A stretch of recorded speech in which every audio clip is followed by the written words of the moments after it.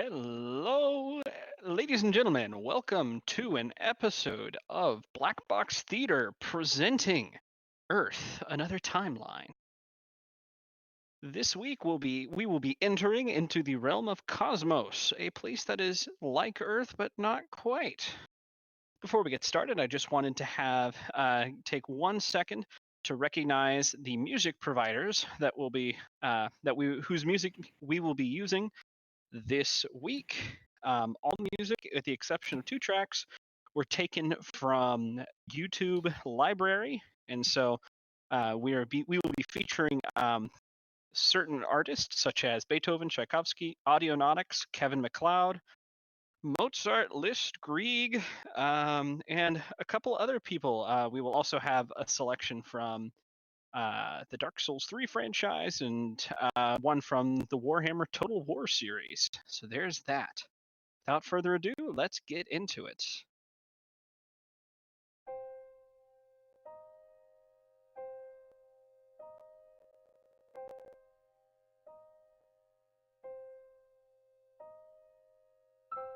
The intro sets upon a dark, dusty room, the flickering candles casting a wavering light upon the creaking timber and stone walls. Heavy shutters are over the windows, muffling the sound of heavy rain, punctuated with cracks of lightning. An old man is crouched over a dusty old tome, scribbling intently on what looks to be a map inside of the pages. As he runs his hand over the weathered pages, a voice speaks. One struggles to find the words to describe a land such as Cosmos. The very air is weighted with the echoes of the tales of old, the promises of the inept, and failures of the righteous. If one strains, they can still taste the blood of the fallen in the air left over from battles centuries ago. Their reasons for the sacrifice long since forgotten, their names lost to history. I have struggled long and hard to bring these men and women back into existence, to recall their names, to understand their mettle. Devoting decades to this research, I peer through the eons to find the answers to my questions. And yet, every time I think I have finished my task, I always manage to find more. The camera zooms in on the map, looking at a section of it with a small dot, simply labeled Outreach. And, alright, I moved you guys over. How are we gonna start this? I have it written down somewhere, right? Okay.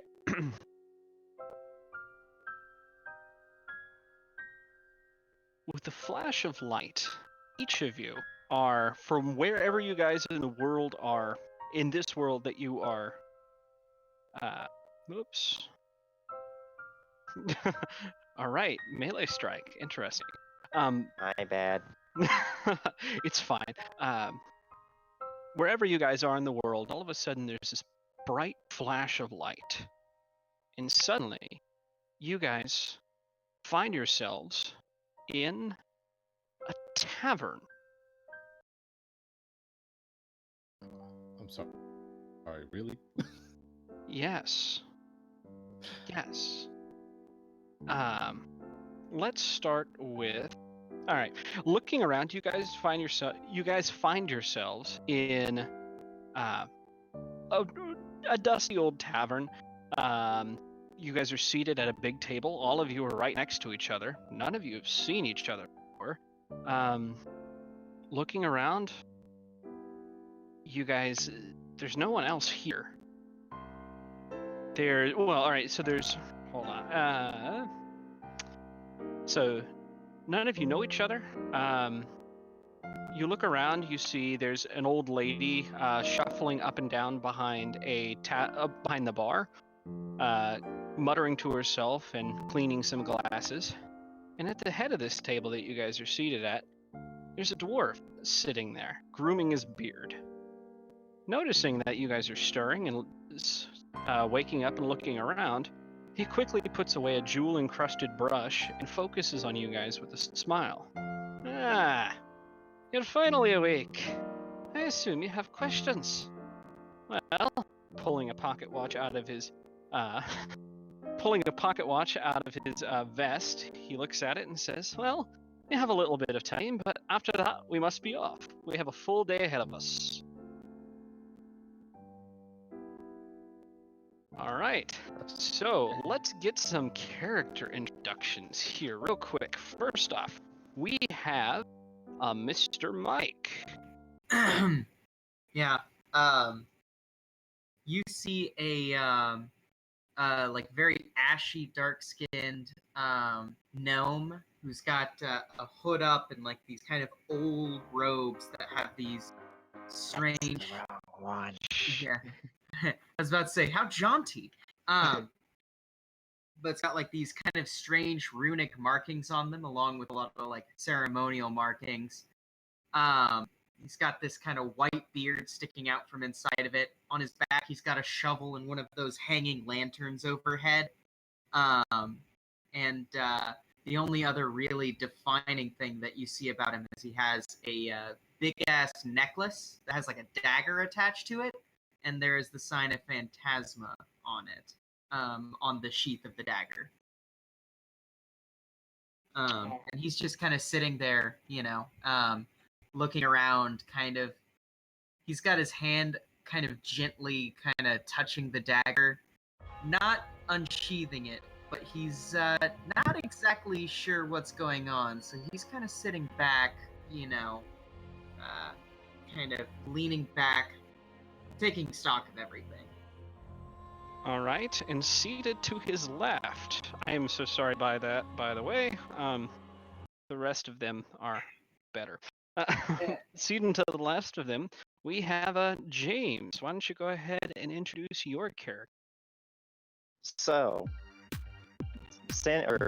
probably standing next to this gnome, far taller than a gnome, is what appears to be a human wearing what we would call very Eastern garb, a very thin headdress that drapes over the back with a veil across the front that's white with a band of blue around it, a band of violet above that, with golden bangles that fall over the back, wearing a vest with no shirt underneath, held together with clasps that are themselves also golden bangles, long silken arm garments wrapped up at the wrists and about halfway up the bicep where they stop, with these intricate patterns of blue and violet that go along them. Very, I guess you would call them puffy trousers with only the barest hint of up armoring with like metal knee braces, which are silver with golden inlets, as well as a very thick sash that's also violet. 2 commas, so very fancy knives, one on each hip. Hivali, as you look down, you realize you don't have your commas with you. He just kind of looks around like that was it John Travolta in Pulp Fiction? That kind of looking around like, what the fuck? But like, he reaches up and brushes away some brown hair bangs that are coming down.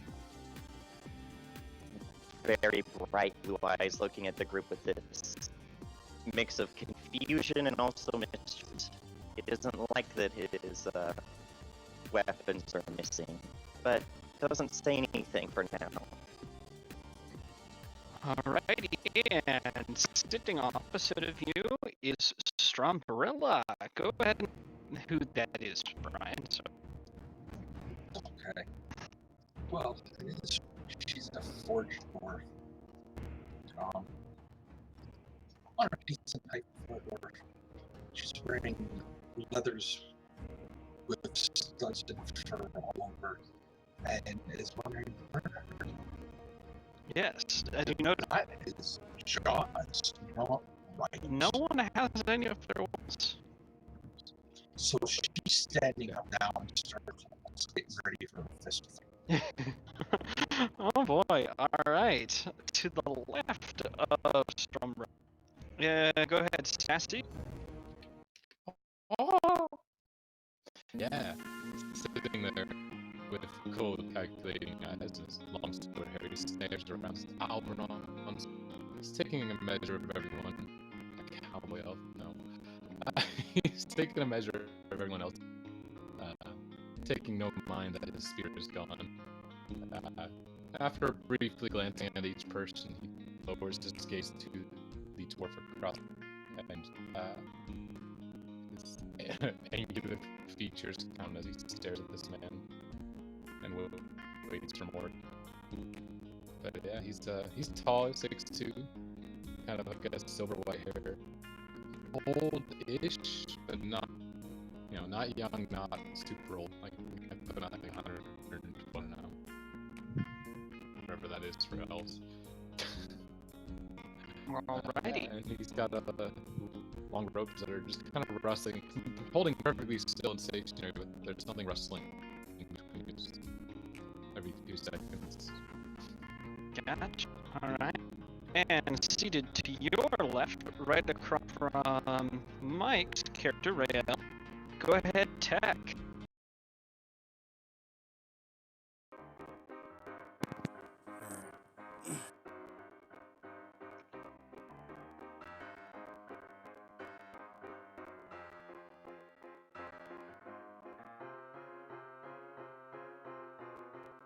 We Alright, can you hear me?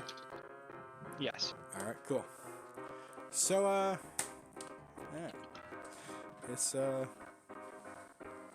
the Brooklyn Gnome. Everyone's been talking about, it's a good time. We got,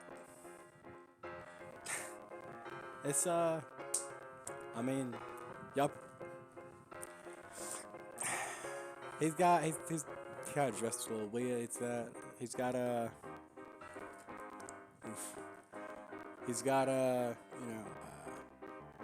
little kind of like a red jacket sort of thing going on. He's got this nice little white t-shirt. He's got pants, kind of. Pants, kind of. Alright. Pants, kind of. I like that. That's a description I like, Honestly, his clothing is just whatever you can grab at the moment, It's, that's sort of fun. Because, clothing's not the important part. It's just living life, Alright. What do you think about you were probably, I don't know, it sounds like sitting somewhere and, maybe talking with somebody, but now you find yourself in the middle of a town with people you've never seen before. Probably chugging a beer. Most likely. All right. You might have gotten teleported with your beer. All right. Heck yeah, dude. Because there's not anything on the table. I mean, there's a chandelier sitting, not a chandelier, but a candelabra sitting in them with some some half-dead candles, but that's it. So, all right. I guess now sitting at the opposite end of the dwarf. Go ahead, JJ. Rude! You see a little gnome in a coat and a top hat with crazy white hair, with his arms crossed. Absolutely unacceptable! I was in the middle of a deal. I hope that you are willing to compensate for my losses. Are you yelling this at the dwarf? Yes. It's okay. It's alright. Everything in time. He's pulls this. He pulls his comb back out from his pocket and starts combing his beard again. He looks at you each and says, "So, like I said, I've probably got about 5 minutes for questions. Anybody have any?" Will I be compensated for my losses? That depends on to explain your losses? But we can get to any other question. I think a more pressing. prescient question is what has happened to all of our equipment. That is a good question. So I still have my dagger around my neck, right? Which is also like my holy. Yes, you Okay. still have your dagger. So Hell the yeah. way, to be honest, I don't exactly know. I didn't bring you all here. I was told to meet you. You guys apparently, Grelka, and leans back to and talks over his shoulder to the barkeep. How long did you say they've been here? Grelka casts her eyes over and says, "Been sitting there since last night, asleep. They haven't paid anything. Anything. It's not fair." He says, "Alright, Grelka. So apparently you guys have just been here sleeping since last night. I showed up 30 minutes ago. Do you guys all just sleep in here? So I was just told to come here. Where is here? I was about Oh. to ask the same thing. That's right. Sorry. This is the lovely portside town of Outgrade. Would I recognize that name? All of you have recognized the name H. So I guess I can do it a little bit of explaining here. You guys know that, let's see, all you guys know it is a human settlement on, east coast of the continent of North Nandra. You guys have all heard to varying degrees that this is a fairly not lawless city, but everything is run by the Thieves Guild that resides here. There is a king, but people would whisper to you that he is more or less in a pocket of guild. Most of the guards are paid off, you know that. So this is a great place for anybody with money to, buy security. But other than that, this is not a great place to be. Is this, who told you to meet you here, and, is there any particular reason why that you could figure? Well, I was told by Desna that I needed to show up here. I got here a little bit late, of course, but, to show up here and that she would have a mission for us. Fair. Sure, you were contacted directly by Desna. Well, if She you start is looking the at goddess of dreams. you look at him and you see that he is in fact a cleric of Des. I look at him and I go, doesn't prove anything. Like, He has the symbol and the garb and everything. yeah. He looks at the rest of you and says, "Alright, so what I can tell you is we have a meeting with the king in, checks his pocket watch again. Ooh, well, we're late, but that's never shocked me before. Any other questions?" What's your name? My name? Oh, sorry. Name's Bob. Bob of Dunwood. I'm sorry. Alright. Cool. Brian just shakes his head. It's like, What's the problem? no, he's shaking his head and he's got no questions. He's like, let's Alright. go. Alright, with well, that... Sorry. Go There ahead. is the question of my lab and wagon that has been sorely left behind in the middle of my deal. Well, where was this wagon? Where were you, I guess, is the proper question here. I was in Bastion. Well, it'll be there when you get back, I'm sure. Probably ransacked by now. Maybe not, but that's not really my problem now. Wow. Rude. Not- Anyways, I've got more important things to take care of, and hops up, checks his pocket watch, and says, "Alright, we best be on."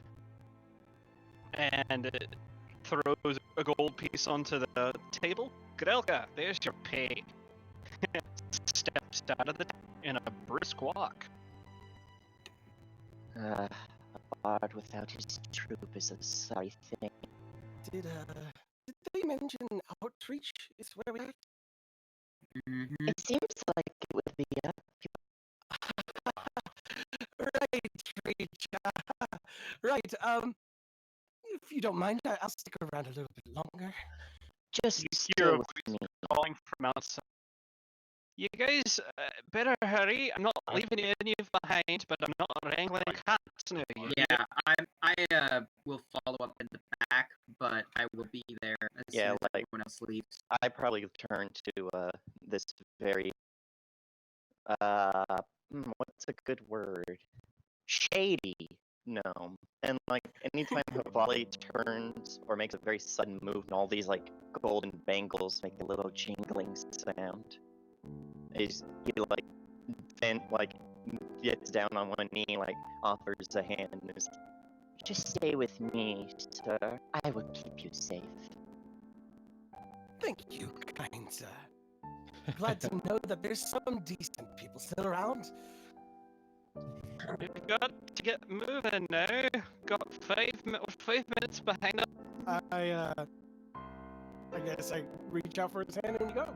Yeah, like I'm now giving upsies. I have a gnome that I am piggyback carrying. Yes, that's not right. Well, So- geez. It's a classic move on this channel. All right, so you guys step out, and the first thing you guys notice is there's a cool sea breeze blowing in. Looking around, you guys can see these cobblestone streets and these old wooden buildings towering above you. Nothing shorter than 3 stories. And you look around, it's fairly lively. The people wandering forth, people pushing carts, people peddling wares, and a dwarf standing in the middle of the street, impatiently tapping his foot. Alright, Probably come on. jog over. We've got. Come on, we're headed that way. And points, and you guys can see off at the other end of town this humongous lighthouse. Is it daylight currently? It is currently daylight. It seems to be about maybe half an hour after sunrise. Very sunny? Oh yes. Hood pulled further down. Okay. So Bob looks at you guys and says, "Alright, we're headed that way. Left, right, let's..." Alphonse, And keep him safe. starts walking towards. It's been a long time since I've been here. I guess that is a good question. Who has been to Outreach before? I have not. Hell no. The stinking human place. Dr. Winkle Gladberry has been to Outreach. I was probably think I made that clear. born here, and my troop has probably traveled here a few times. Alright, that would be fair enough. I have not. So you see Bob start to walk off, and you guys follow. He weaves his way expertly through the stalls and people, maybe, waving to 1 or 2 people, but he doesn't stop to talk to any of them. This is a very lively market, it seems like, and maybe contrary to what you guys had been told, it's clean. The streets are, taken care of. The people are fairly well kept. It's kind of interesting. Yeah, I'm So, so my character is basically looking around edgedly for any trouble, basically. Well, you're seeing pretty much people are just kind of doing their thing. There's not a whole in a way of arguing or anything like that. It's just another marketplace, and as you guys travel further north, the houses start to get nice. bro. Turns around and steps towards the door, and the lady at the desk says, "I'm sorry, Bob. I can't let you in," and steps in front of him. Says, "Look, All you have to do is go in there and tell him that we're here, and it's important that we discuss it with him. He will be fine with it. He knows us. Does he really, Bob? I take back what I said. He doesn't know. He doesn't get a. Yeah, of course he does know us. Me and points towards Hivali. I just look over like Your name?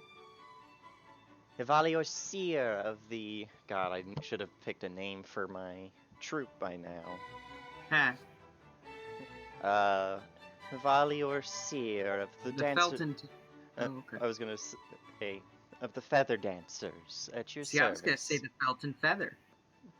And she's gonna have everybody introduce themselves to the lady. So next will be probably, well, you can't see Mike, so Brian, the dwarf. Storm and Varax. Pleased to meet you. I am Sorvald, the secretary here. Who are you in looking at Sassy? I nod my head. Oberon Silverleaf. Ah, we don't see many elves in these parts. I hope the people are being kind. Let's see, and you, looking at Brixham? Looking at me? I didn't. Brixham, cut off. yeah. Tech. Okay. Yep. And you may be? I'm Brixham. People just call me Brixo. It's easier. I shall make a note of that for the king, yes. And finally, it turns to Dr. Winkle. Dr. Gladwell, at your service. Yes, wait. Are you... She No, starts to look at you. No. I've never been to Outreach. That's no. This. No. this I was going town- to ask if you had a cousin that lived here. No. Oh, okay. Absolutely not. We have had some issue with a man by the name of Gladwell. Hasn't been caught by the guards yet, but next time he comes around, maybe. Oh shoot! I used the wrong alias. I look down and over at the gnome with this look of like, haha, you almost got in trouble. All right. Is Mike is your character going to introduce themselves without being asked? Rail no has no one sees you? need to. Rail has no need to exit the. Yeah, no, actually, he's in a situation where that would just make things awkward. He probably steps out uncomfortably close to the other two of them because he doesn't really understand personal space. You might scare Bob. Yeah, Ugh. real brave, Doug. And then just like steps backwards like one step. All right. Is that all you needed? See, we're all introduced to each other. We all know each other. Now let us into the king so he can hear what we have to say. She looks at the ground dejectedly. Fine. I will go in and ask the king if he has the time for you. Do you know the topic of discussion he may be interested? Well, actually, Bob looks at everybody else and says, believe it's the king that's wanting to speak with us. Oh, he hasn't told me that. I know, he... Just go in and ask him. All right. And turns around and walks towards the door and puts a hand on the handle, and immediately the door opens up and smacks her in the face. Eh. Oh, Hivali laughs at that. Marvelous. And out bursts this extremely tall man. He's probably 6'5". He's got the first thing you'll notice is these emerald green eyes. They kind of shine with not a madness but a brightness. A brightness to them. He's got flame red hair. Holding the door open. Yes. Where is... Nice to meet you. Where is... And you'll notice this man is wearing a crown. He's looking around. Where is the secretary... looks at the ground with, Sorvald laying flat on her back. Oh, yes, sleeping on the job again? Sorvald sits up. No, Your Majesty, you might have nailed me with the door again. Oh, again, I am so sorry. And, pulls her up. Excuse me. Now, wait. You're the people. Oh, yes, oh, yes. And he kind of just absent-mindedly wanders over to the desk, talking to himself. And Sorvald kind of, sir, they said that you might wish to speak with him? Yes. I had known they were coming. Bob, nice to meet you. Let's see. We've also got Rael Hivali, Stormbrella, Albrand Brixham, and yes, Mr. Winkle. Gladwell. Gladwell. Yes. Yeah. No. Yes. So is his last name Gladwell? No. His last name is Gladberry. Just to make things worse for the gnome, Havali probably unclips his veil and actually takes off his headdress. And he's like, amongst royalty there should be no secrets. And that's when you can tell he very clearly is a half-elf. Yes. Oh. So this man is wearing extremely fine clothing. It's dyed in a weird mix of purple and red. It's almost reminiscent of a Greek toga, but not quite. Toga. Oh my god. We just missed the toga party.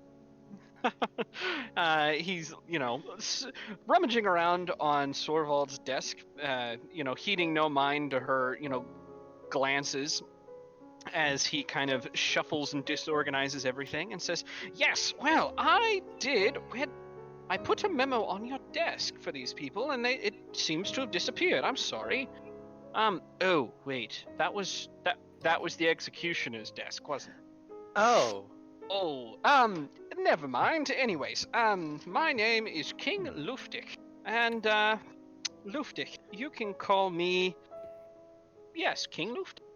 We're not friends, I am royalty, and you are just people. Anyways, I have need of your services. Flipping through the desk, searching things, not paying attention to any of you. You, wouldn't happen to be the one who brought us here, would you? No. Yes, but I was told of your arrival. Let's see here. Finds a piece of paper, pulls it over to him. Ah, yes. Let's see, what was it? Just scanning, running his finger down what appears to be a list on the paper. Yes, yeah.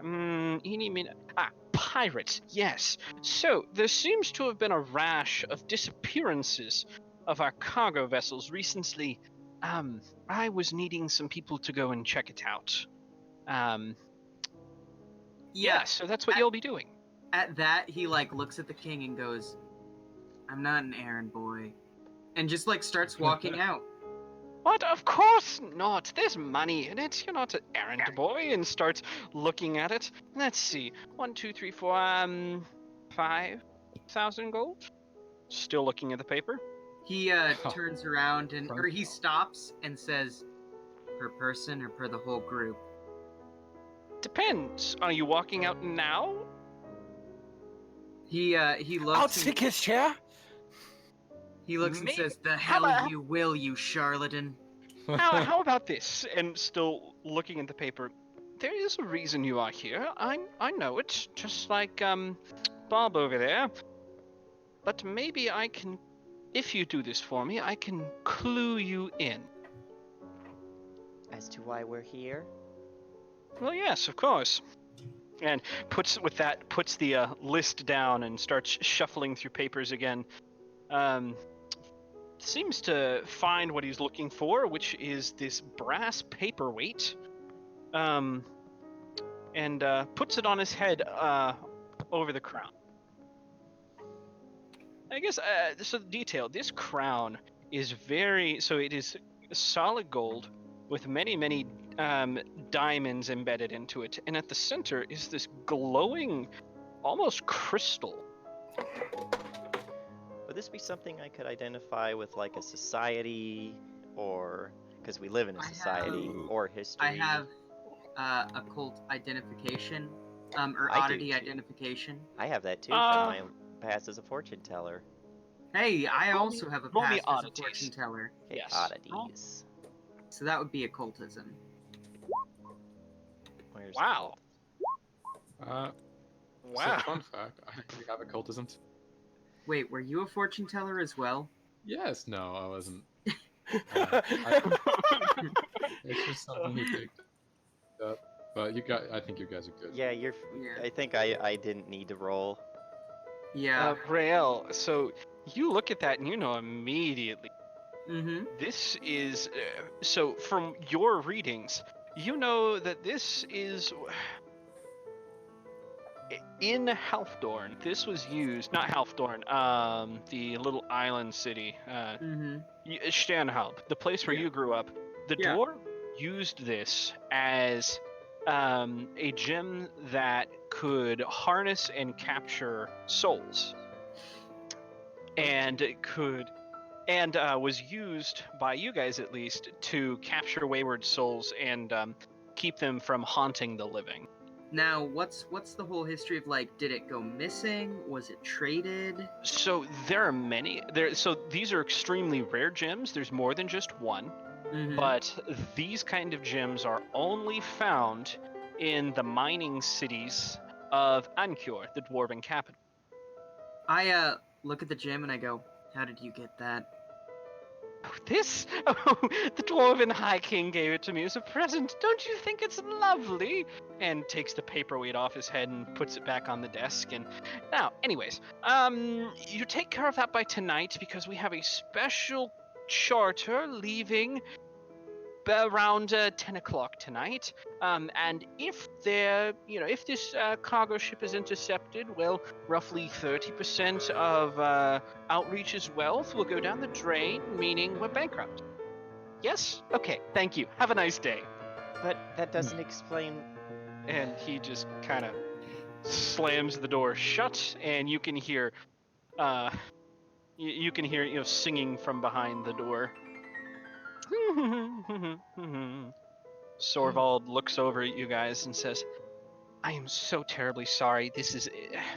He has these fits sometimes, and I'm trying to keep people away from him when he has these episodes. Most of the time, we're able to ignore him, but this week, they're bad. So are we He's really very- supposed to be guarding a shipment then? Look, the city guard down at the police station will have more info for you, but I will hold King Mad Ludwig. I'm sorry. Just King Luftig to his promise of 5,000 gold apiece, if that is something you're interested in. But he is unfortunately right in the fact that we do have a high-value charter leaving tonight, and would appreciate if the bandits were kept from raiding it. Again, the captain will have more details. I suggest you go talk to him if you're interested. With that, she starts organizing her desk again. He did a number on her desk. It's like Havali has also like 3 earrings in each of his ears, Mm-hmm. like up on near the points.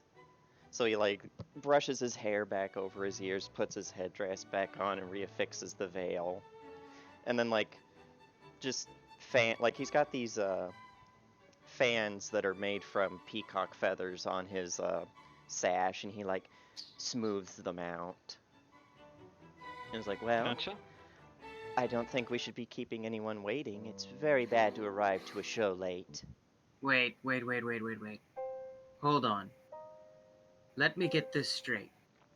We are all brought somewhere, or at least I know I was brought somewhere, completely unaware of how or why, was told I was sleeping for an entire day before we ended up being here, were brought before a mad king who's wearing an ancient jewel of power from the dwarven kingdoms in his crown far away from those kingdoms, and then, immediately after that, we're told that we have to go and protect a ship.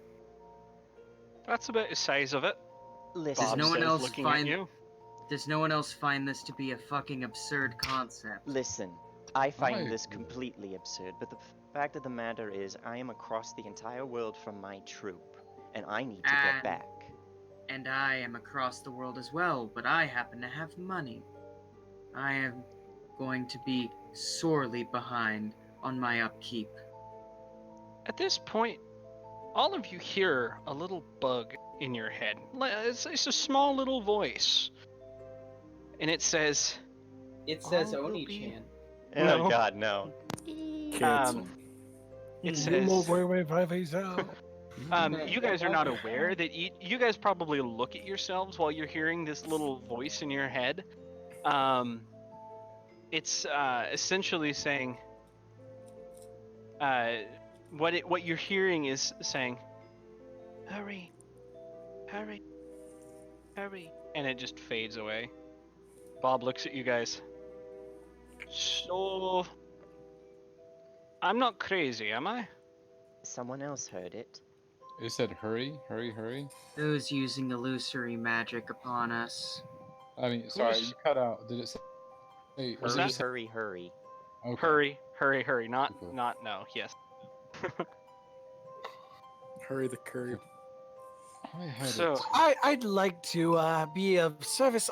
Unfortunately, I have like no materials to make alchemy. Most of it was left in my carriage, and unfortunately, I will not Bob be. waves his hand to silence you and says, look, I have a little bit of money. I can get you supplies. From what I understand, we do this, we all go home. If what's happening, what I think it is, now that I've had chance to process it, it has something to do with Mr. Mad Ludwig. So, we do what he asks, we'll probably get to go home. That's my guess. The voice said that we should hurry, and I'm not one to disagree. Either way, guy's fucking nuts, yeah? That too. Agreed. Alright. Well, I can't be a gnome traveling the streets on my own, so I'll stick with you.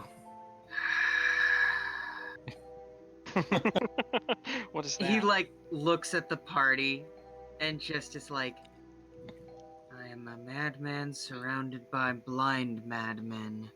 And just like Albron looks at you and is like, "Trust me, I feel the same." Havali looks between you two with like this very exaggerated hurt look on his eyes. Like, what'd I do? How you call him Matt? Or how you call him blind? I look at Brixo and I just like let out another slightly rattly sigh and say, all right, let's get this on with. What'd I do? Yeah, that's what I thought. Talking shit about me. I tell you what, people. Alrighty. I guess you guys are Well, headed to the did you police say department something? then? Oh yeah, what were you gonna say, Brian? She just looks at you like, you're all daft. Yeah, no, you're getting the same. I think that three of us are giving the same look to the rest of the party. Bob looks at you all and says, a perfectly understandable reaction. I've had all day to process this. You guys have kind of just been here. I understand. Anyways, maybe if we went to the police captain, we'll have more of an idea of what's going on around here. The police. Yes, of course. Okay, let's Let- go. Let me do the talking once we get there. Bob raises an eyebrow.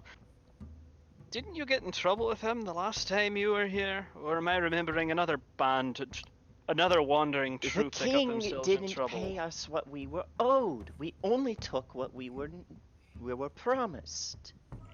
I'm sure he'll look at it that way. Besides, we are masters of the dance, and it can make a good impression.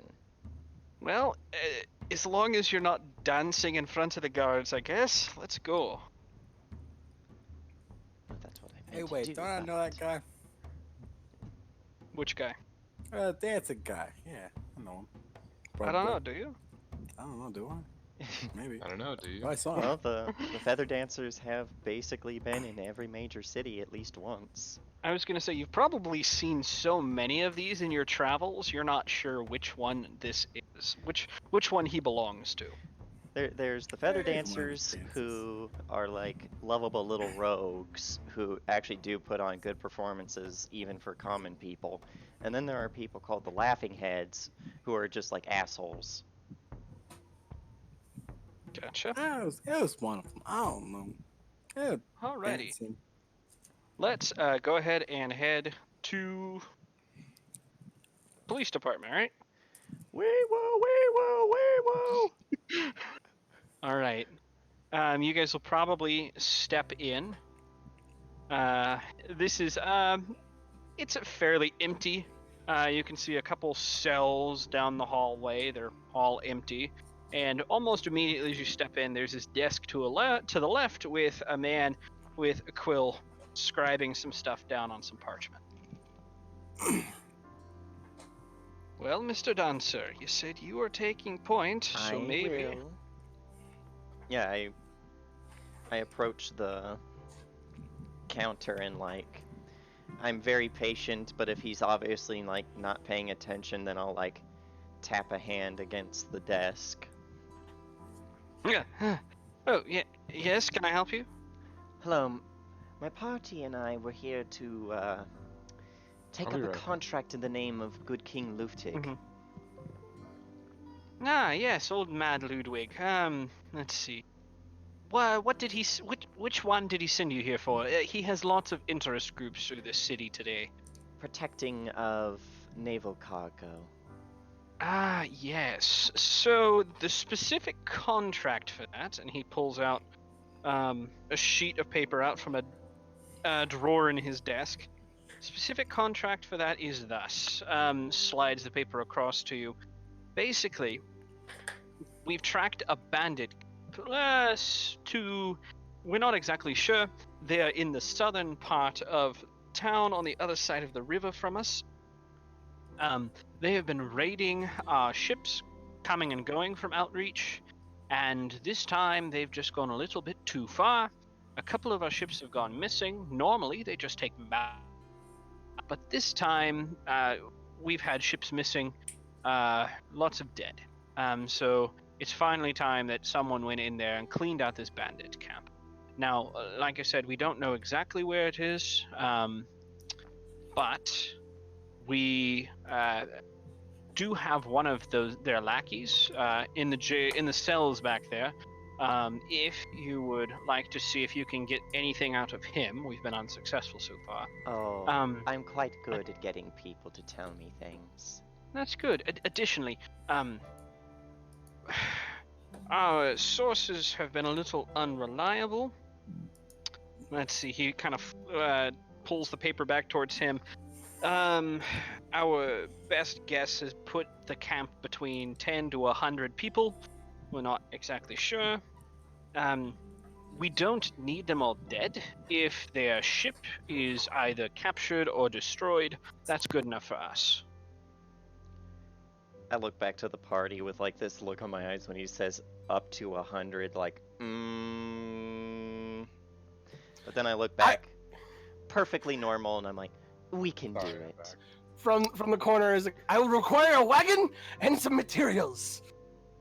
I'm sorry, this isn't the Adventurers Guild. You're gonna have to source all of that yourself. I'm sorry. I just reach out and with like a couple fingers start pulling the contract towards me before he can make a second guess and be like, we'll get right on it. Ah, yes, thank you. Have a nice day. By the way, if you manage to bring anyone back, well, don't bring anyone back alive. No thanks. Yeah, that's good. Thank you. Oh. He almost asked you to bring people back alive, but then said, don't bother. Free reign to go murder hobo, guys. Let's go. But, Hell yeah, boys. yeah, I'll step back outside and gather the party together and give them the information I was told and basically be like, I think it would be best if we got supplies, but while you all are getting what you need, I think I'm going to go back to the jail and see if I can't convince our little lout to give me a little bit more information. I'm coming with you. Let me do the talking. He like steps forward and like, as opposed to the other gnome in the party, this is a diametrically opposed gnome who is very firm. He says, I don't think you understand. That's not a request. Fully... If I'm going to be here with you jackasses, I think I should play to my own strengths. I'm fully allowing you to come with me, but I'm saying that the magic of the dance will be very useful here. He like, the second you say the magic of the dance, he like rolls his eyes and is like, magic of the whatever. You'll see. Halbron does the same. He's like, Bob says, "Alright, ladies, I understand you're having a tough time here, but while you're off arguing amongst yourselves, can you at least let me know what to pick up for you?" Oh yeah, I give him a note that's like, I pull out like a bit of scratch paper. Like maybe I pull it off of a notice board. And it turns out that all those feathers in my belt also double as quills. Gotcha. Need a compass. And I write out basically that I need... Can you take down his weapon, his equipment for me too? And points at, yeah. He looks at you and just says, compass. Said. Yeah, I'll need a note to write it all down. Oh, yes, you're right. I smile. Or, it's kind of hard to tell because Vale, but I smile down at Rail and I'm kind of like, I've always liked a cheap date. Damn. Oh gosh, I forget what your name. Hivali, that's right. Where's my burrito? It's right there. Hey, he's not hippie sauce anymore. Yeah. All right. So Bob looks at the other ones, the other four of you, and says, "All right. So I've got 3 stops in mind. First, well, I guess first off, are we looking for weapons or general store goods, or both?" I could use a weapon. Definitely weapons. For me, it would be general goods. Generally, you know, ingredients for my my potions, if you will. All right. Well, luckily, the places I have in mind are right next to one of each other. He looks at Mr. Gladwell, and he hands you 200 gold, a sack of 200 gold, and says, "All right, go to the general supply store, buy stuff for you, and then buy some stuff for us. I made my have a list. card, and what you made your list? Okay. Yeah, I hand the list. Maybe it's a small enough list that I do it in like 2 halves, tear it in half, give 1 half to Bob and 1 half to Winkle. Gotcha. All right. He says, "I've got a mule and a cart ready for us, but the rest of it is gonna be, you know, make sure you get some for us as well as you. All right?" And Right, if you have any money left, please buy potions of healing. Bob says, "By the way, you're gonna follow us most of the way. You're just headed right across the street from where we are to save time." Buy health potions? Preposterous! I make my own potions. Well, we're a little short of time. We have to find this bandit camp by tonight. Fair. And then I look down at Rael and I'm Son like, shall we? It's a date. Perfect. He All right. snickers and is like, do So- you need upsies too? Rael looks at you with these cold, piercing eyes and just says, I'm fine with walking on my own. Ah, yes. He's almost like the stereotypical rogue. I He's have to scoff. this way. Yeah, no, he is a little bit of that. Scoff. Okay, Pathetic. We're gonna start with shopping first. we are going to start with the larger group. Bob leads you guys back through the familiar courtyards and stops all the way in front of a building labeled Offhand Weapons Supply. Says, all right, so, this is our weapons supply. I'm not exactly a fan of the store owner, but he sells a fair price, as well as he can anyways. And walks to the front of the door, through the front of the building. This will be interesting. And I go into.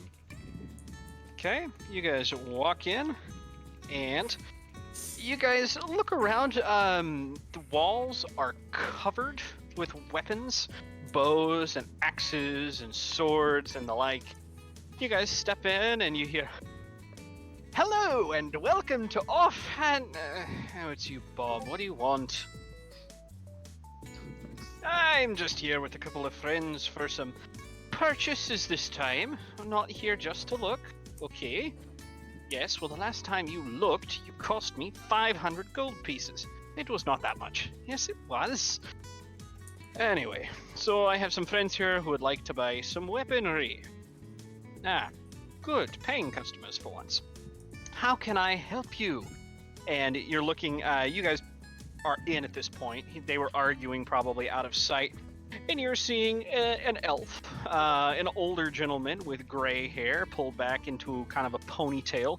He's wearing just, blacksmith's clothes.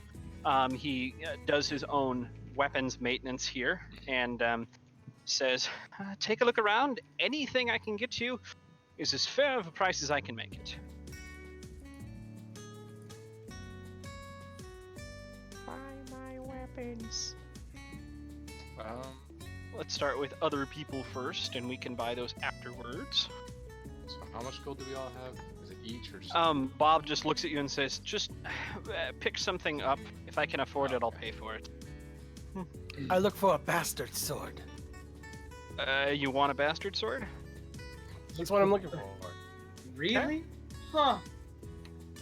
You remind me what you are again? No, my character doesn't know. He doesn't use weapons. He uses potions. He's an alchemist. He looks down at you and says, how about a short sword? Those are almost gnome-sized anyways. Racist. Excuse me. I demand equality here. I prefer a normal sword. JJ, I was gonna say your character could go across to save time. They were probably gonna send you on your own to the general goods store, while the rest you probably would have told Bob that you wanted some. Well, I mean, at this point, I might as well just say, you pick out whatever you feel like for me. I'll head on over to the other store. Well, You that storm works. off, very angry. Bob looks at you and looks at the store owner and says, he'll have a short sword. There's nothing wrong with that.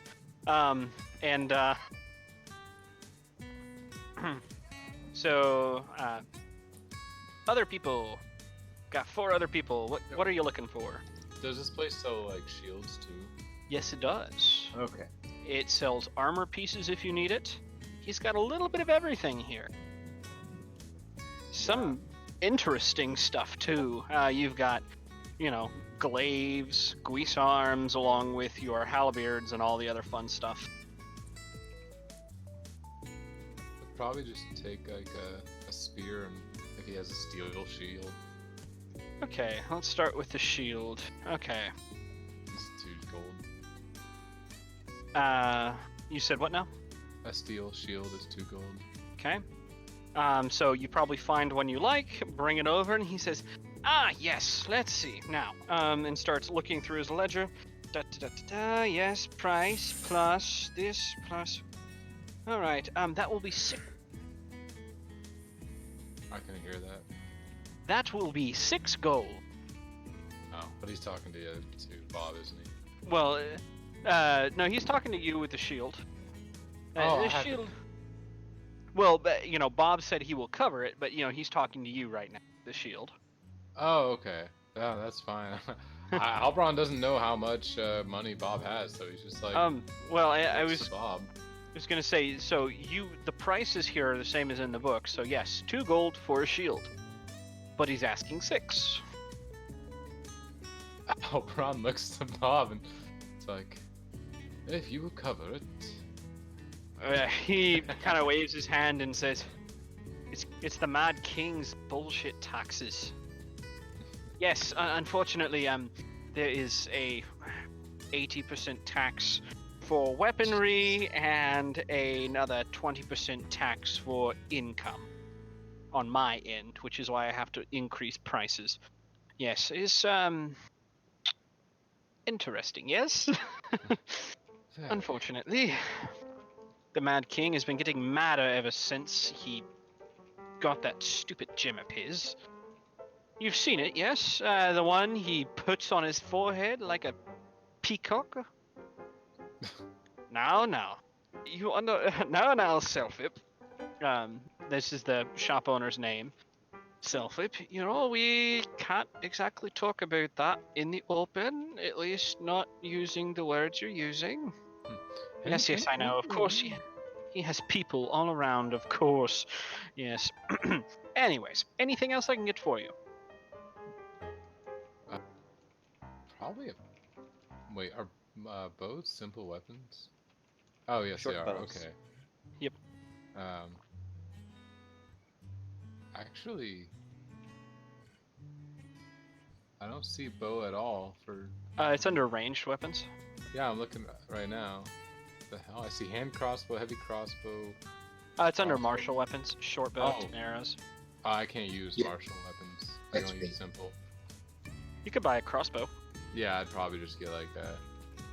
Probably. Nah, forget it. All right. I have magic. All right. Selfip looks at probably. Well, let's see who else is here. What's Strombrella? What is Strombrella looking for?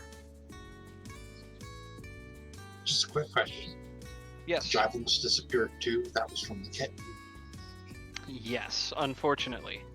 But he does have several of them on the wall. Oh, she comes with an armful. Gotcha. Let's see. So there's a great axe, 2 warhammers, and 10 javelins. He looks at this on the table, looks at Bob, and says, sure you want all of these? Bob looks at him and nods. Yes. Alright, well, that's gonna be well, that plus the shield is gonna be 126 gold. And he nods. Yes, I know. Let's see, who else have we got here? Alberon, What? No, I already ordered. you bought your shield. What weapon did you buy? Oh, What's that? a spear. Okay, the spear, and that probably costs 3 times what it's listed in the book as well. Like 5 silver, so. Yeah. Brixham? Yeah, spear's like 1 silver in the book. Brixie? Brixton! Techhead? Yep. Yep. What Sorry, are you my buying? mic died. Or, not actually died. A dagger. You're just gonna buy a dagger? Yeah.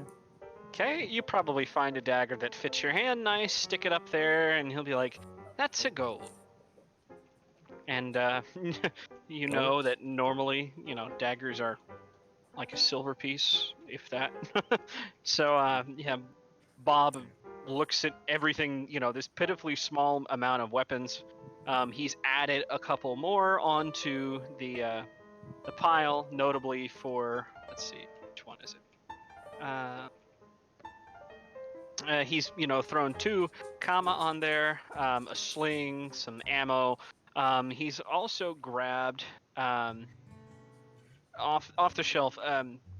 The compass makes sense for the weapons store instead of the general goods store, just because of the people who are running the general goods store. We'll get to that in a minute. But, all of this, it's not a huge pile of weapons. It's a substantial amount, but it's not huge. And he's looking over this at that will be 225 gold and 10 silver. Bob looks at him. 10 silvers, a gold. What? Oh, yes.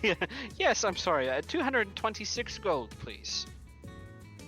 Bob grumbles and starts searching through crap and takes out a handful of platinum pieces, shoves them on the table, says, "All right, grab your stuff and let's go." Meanwhile, let's transfer over to the general store. So I enter. Hello, I am Zeke. Hello, I am Eeks. Welcome to our general store. You see 2 gnomes standing at the front. Both in identical gear. Kind of mage-ish garb. All right. Let's see what you got here. And he starts perusing the store at this point, looking for ingredients for his 4 formulas that he has. All right. With that, like, just kind of like not even like acknowledging these guys, basically. Yes. Is there anything we can help you find? Yes. Is there anything we can help you find?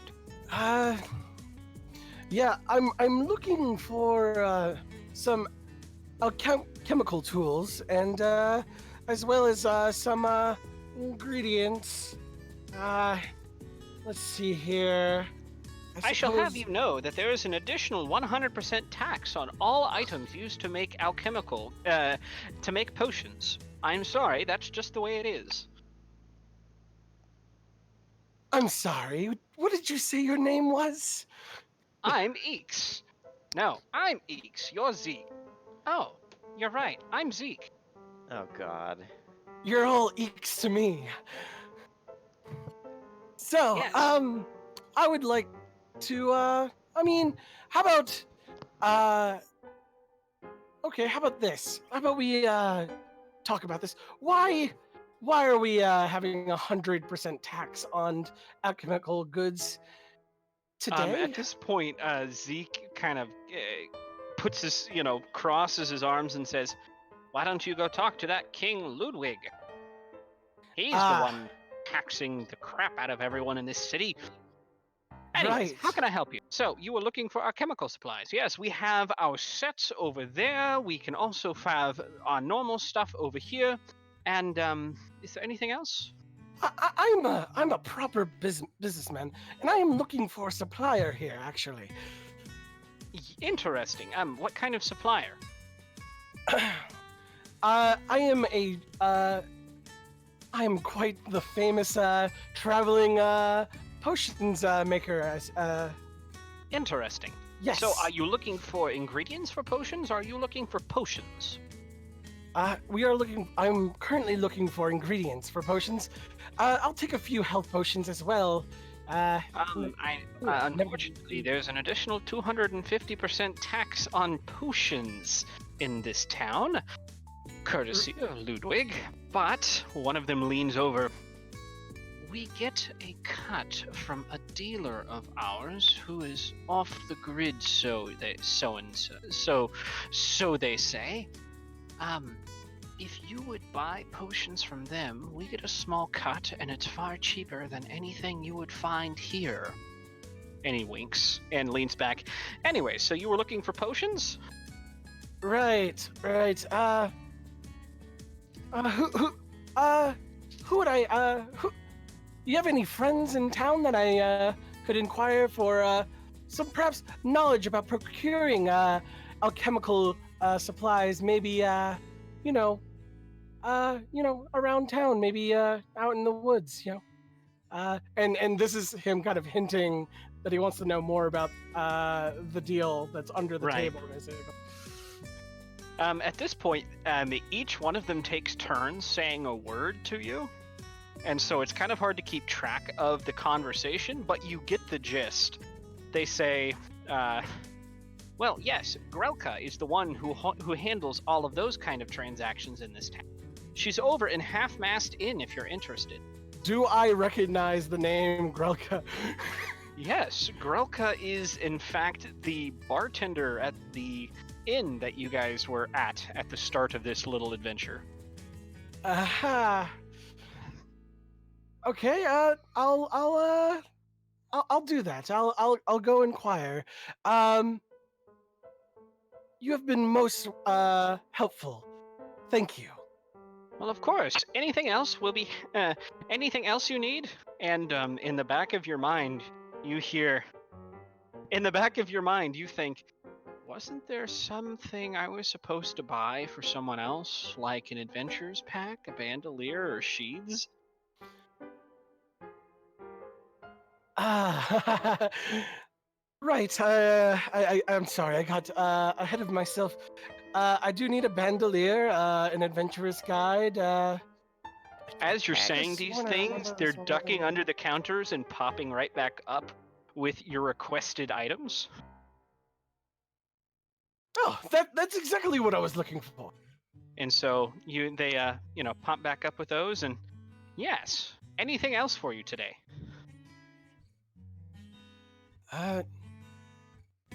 What was that other thing? Drat. I pull out the list. What was the third thing? There was a third thing, I think. Sheaths. Yes. Yes. Sheaths. Yes. Sheaths. Yes. Sheaths. I need sheaths. Yes. What weapon are they for? And you look at your list, and someone didn't say kami, but they're kami sheaths. Comma. Okay. Kama sheaths. My bad. I'm not shoving turtles in there. Kama sheaths. So, yes, the comma sheaths. All right, thank you. Be right back. And one of them ducks down under, pops right back up with it. All right. So, after tax, this comes up to 93 gold. And you're looking at a bandolier. And by the way, with free purchase of all of these, we'll give you one of these. And they pull out a small pouch from under the counter and set it up on the table. You can smell some fairly pungent herbal smells coming from it. You know this must be a healer's kit. Ooh. All right. With all of this, 93 gold, please. I couldn't possibly swing you for 90 gold. Well, as long as you plan, and they're talking, they're finishing each other's sentences at this point. Well, if you plan to buy anything from Grelka, maybe we would be interested. Absolutely, of course. All right, just let Grelka know that we sent you, and she might even give you a discount. Absolutely. All right. Eek and the Zeke, right? Eeks and Zeke, yes. No, All right. I'm Eeks. You're Zeke. Oh, right. Yeah. Bye, Eeks. Bye. Bye. And I paid them and I left. Let's flash on over to, is Mike back yet? Michelle, are you back? Yes, yeah. No, All I'm right. back. We're gonna flash right on over to the prison. Mm-hmm. You guys arrive, and the entrance to this prison is just a staircase spiraling downward. And as you guys walk down this staircase, things get darker and darker, and you see some torchlight at the bottom. You get there, and there's a huge buff man sitting at this desk that is much, much too small for him, kind of trying to read these trying to read papers in the dim torchlight. Hivali, you notice like the second we get like out of the sunlight and start going down into this kind of basement-y area, Rail immediately relaxes like so much more. Yeah, that doesn't put Havali in the greatest of spirits about having you as a compatriot. But he is practiced at keeping people from ever knowing what he's really thinking. Yeah, Rail doesn't really care if people know what he's thinking, because most of the time he's thinking, this is some bullshit. Yeah, he's a very sour head. Yeah. But, yeah, I guess easy. Go ahead. Havali would probably approach the guard's desk, since he is the one with the writ that we have, and would place it on the desk, sliding it over to the guardsman, and just being like, "We're here to speak to a prisoner of yours." He looks up at you. You see the beginning of a snarl on his face, and he snatches the paper, holds it up to his face as close as he can, and he says, "All right, can't read it, but I trust you." What race And puts is he? it down. He's a human. Ah, damn, I was hoping he was a half-orc so I could be like, "We work together, my prejudiced brother." But, No. No, he looks at you and says, "Now I don't trust you because I think you're right. I trust you because I'll tear your head off otherwise." Aw, aren't you a sweet one? Go But I right take ahead. the paper, give him the like little finger wag as we leave. And he picks up this paper that you've seen, and he's trying to read it. You could probably tell from this sheet that half of it's the torchlight, and the other half of it is the fact that whoever wrote this message, it's basically chicken scratch. Oh, so a doctor wrote this. Pretty much. Compared with, I guess he still probably is not very good at reading, because you look at the note that has been given to you. It's a mandate. I mean, it's clearly got like Sorvald's name on it. It's very pretty flowery script. Right. So, it should have been it's probably hard for him to read it in a different way. It's too pretty to be read. That makes sense. So As we're approaching the cell, I look over at Rail and I'm like, "Now, I'll let you have the first crack at it, but try not to threaten or be too hostile. It interferes with my magic." I look at him and I go, I mean, if you insist. I'm gonna walk over to the cell. What does this guy look like? So this guy looks to be in kind of dire straits. He's got poorly kempt hair. His clothes that he's wearing the remnants of leather armor. All of it looks shredded. He's got some nasty cuts on his arms and hands. He looks like he's been through the ringer. He's got one eye swollen shut. And he's just kind of sitting there on the floor. He probably can't even really see you. He can only tell that that someone is there. What you want? Don't hurt me. Don't hurt me. I just Smells look like over the at grave in Rail. here already. What do you want? Folks you work for. What are their names? What do they do? No, I'm telling you, you'll hurt me. You're did you right. roll? Yeah, I did. I rolled a 23 in intimidation. I said, "You're right. I will." Okay. Do you know what a shovel can do to a carotid artery? No. I've always like, He "Oh answers, God." "No." I'm like, "You're gonna tell me everything, or else you're going to find out."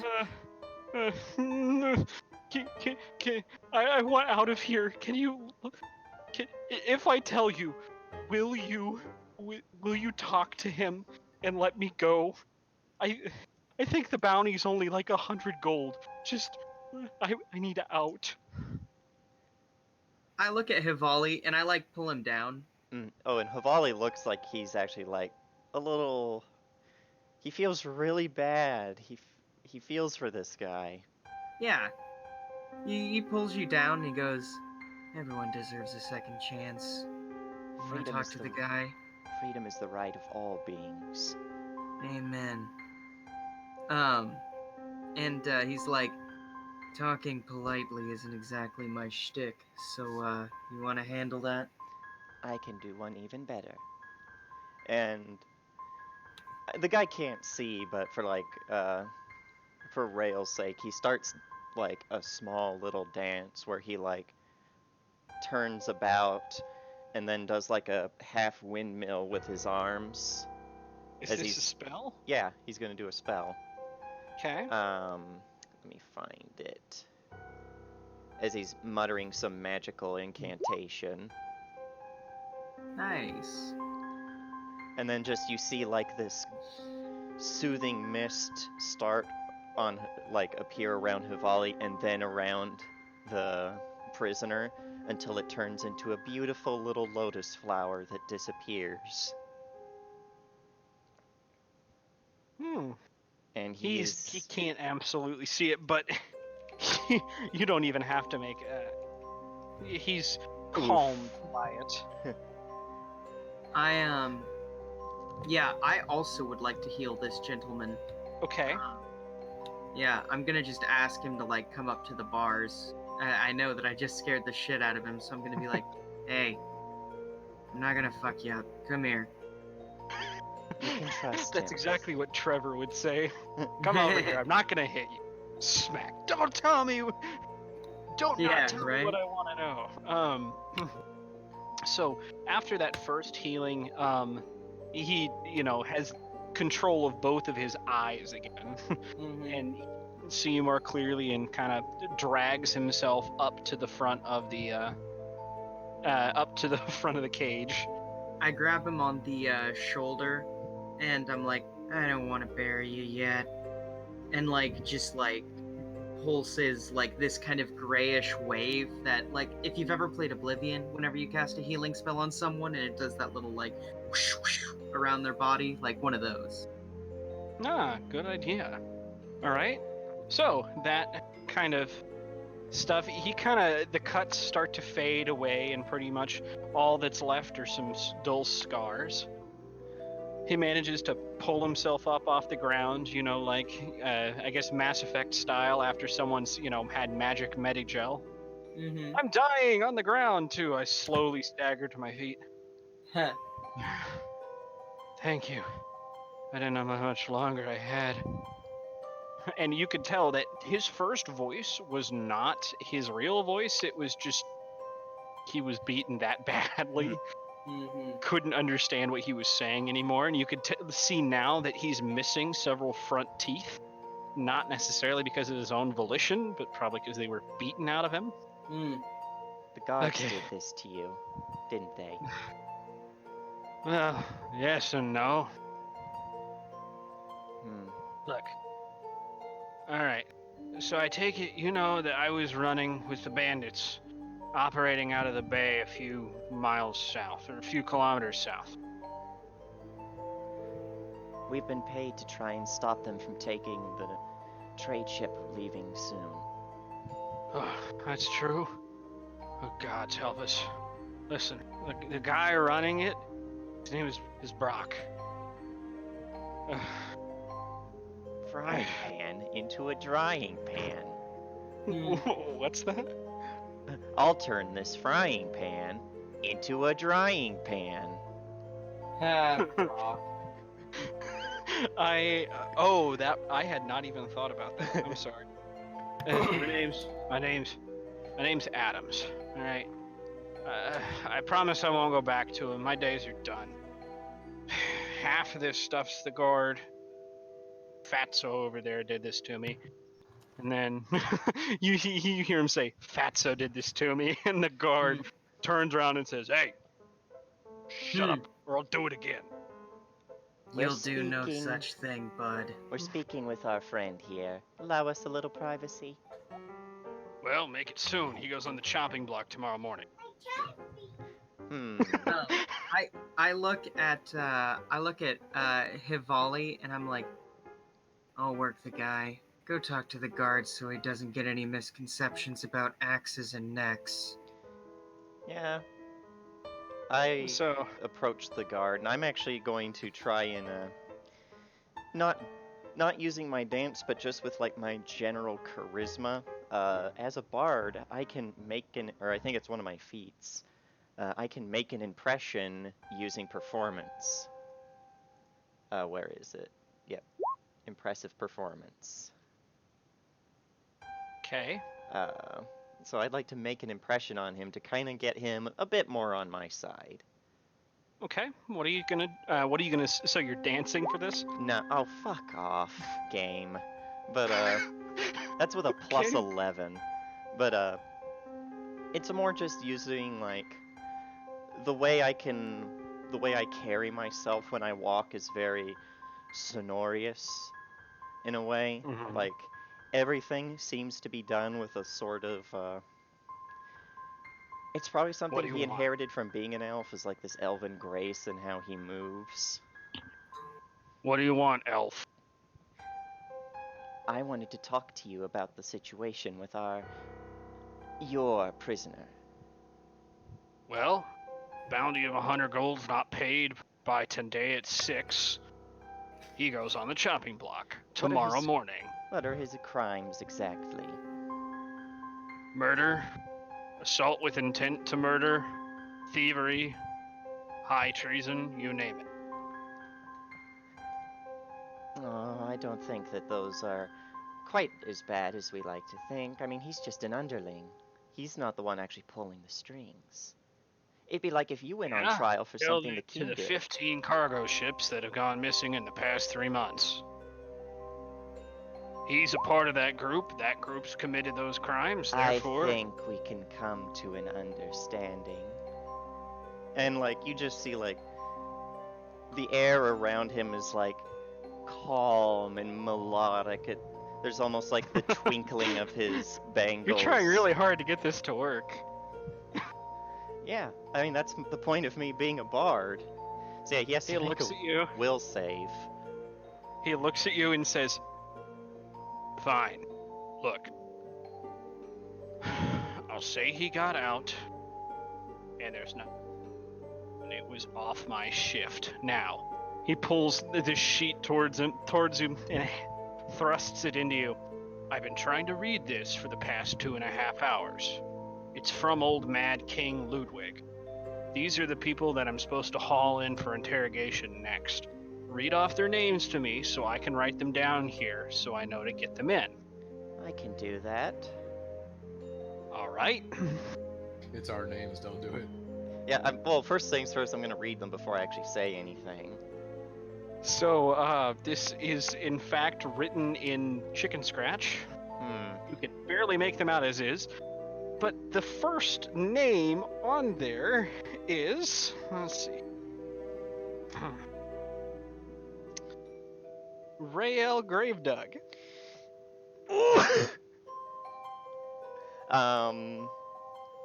Shit. Alright, I'm going to be lying through my teeth, so what would I roll? You know, You know, I have deception. Oh, deception is that. maybe because it's Chicken Scratch, you can't read it. Well, Or the you idea could is give it to me and I'm go, giving- "Hey, Rio, Well, I can't currently read you're this." talking. So real quick, let's go to you talking to the guy in the cell real quick. Okay. So he Yeah. saunters off to go seduce the guard, and As a bard does. and so he looks at you and says, "All right, what do you want to know?" How many crude? We're small. We're about 35. Our ship's only a two master, but there's no lower deck. All of them combat ready? Pretty much. Most of them are pushovers. Brock's the one you gotta watch out for. Is that your captain? Yeah. Brock Silverfleet. Hmm. Nasty man. You have Listen. any particular talents? Me? No, he. Him? Yeah. He's damn good with he's damn good with the sword, and he's got charisma for days. Hmm. Listen. I know we did some dumb shit. We did some things that weren't asked of us. We took a little more than we had to, but we were mostly paying attention to the orders. What do you mean by that? Who was ordering you? I don't know. Brock's got a contact on the inside somewhere.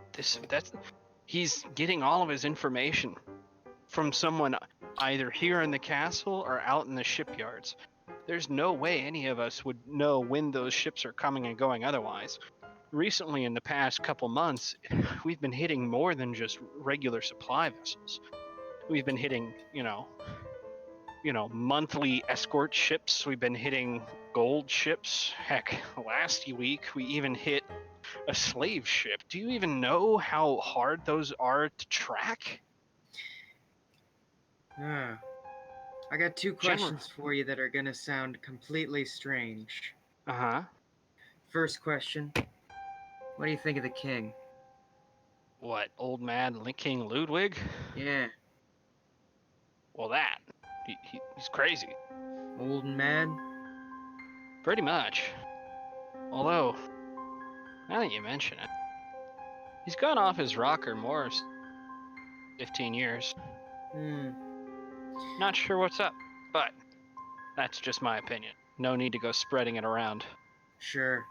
Second question. Hmm. I woke up today in a tavern that I don't remember ever checking into. Then, all of a sudden, the king decided to put me on this mission. Does that sound familiar? Huh. Wait a second. He was right. Kind of looks at you and says, You're Rahel, aren't you? That's my name. Shit. Just get me out of here, man. At this, he kind of looks at you and starts to back up. Dude, I didn't do anything. And he won't say anything. Yeah. I look over at Hivali and I'm like, it looks like our friend has decided to get a little bit clammed up. At this point, Havali, you're probably back. Yeah, I told him just a moment. I'm gonna, ask my friend Yeah. for assistance, and I'm like, look at these names, and be quiet. I light my lantern on my back, and So I can explain some of this. So this, you see a sheet that says, you can barely make it out. This is chicken scratch. Most of the first paragraph is nonsense, but there's a short list. And the first name on that list is you. I look at it, I cock an eyebrow, and then I hold this up to the cage. I'm gonna make another intimidation check, and I'm just gonna go, explain. Did you roll? Yeah, I got a 25. 25, sorry. Yeah, I'm like, I'm explain. pacing. You set us up, didn't you? What? Me? Man, no! I didn't set anyone up! Then Dude, how you come some familiar names happen to be on this list? You can tell he's being honest when he's saying this. He's not holding anything back. I don't know, man. I swear. Yeah, like I pull Rail back, and I'm like, it's not him. It's the king. He knows our names. The Why king. would he know our names? I just tap at my forehead where the king had that gem. I need that gem. That's Listen- important to listen. our people anyway. Listen, man. Okay, look. About a month ago, some weird occultist people came into town, alright? The king kicked them out, but not before they had plastered your guys' faces and names all over the place. Alright? Everyone kind of forgot about it because everything was down within a day, but damn it, why are you here? You know, I was aiming to find that out. these occultists, did they dress a certain way? Uh, no, as a matter of fact, nobody even remembers them really. The only reason I remember is because I bumped into one of them. Look, his hood came flying off and he put it back on, but not before. What did Man. he look like? His face was just all He was a half elf. scabby and eaten. Like, I don't know, he died and come back to life, but not before the maggots had gotten to him. Now, I have Does- lore undead. I was about to say, does this sound like something the Laughing Heads would do? I don't know. I have undead lore. I rolled a Okay. 28. What do I know? So, you know several different undead groups, especially because of your background Yeah. dealing with undead. The Mhm. closest you could think of is a group that went silent probably 30 years ago. These guys essentially found a simpler state of lichdom, you'll call it that. Except they basically turned themselves into living zombies. It was pretty uneffectful. They died just about the same as everybody else, except they looked like death. But that's as close as you know to any of these people. What were they called? Um, uh, Sorry, I didn't. no, you're fine.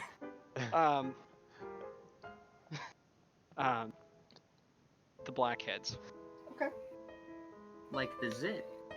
I was gonna say. Perfect. What Okay. do we Okay. do about the note, though? The guard said that I have to read off the names, or our friend here is going to the chopping block. I say, don't worry What? about it. They're gonna put me on the chopping block? Not if I have anything to say about it.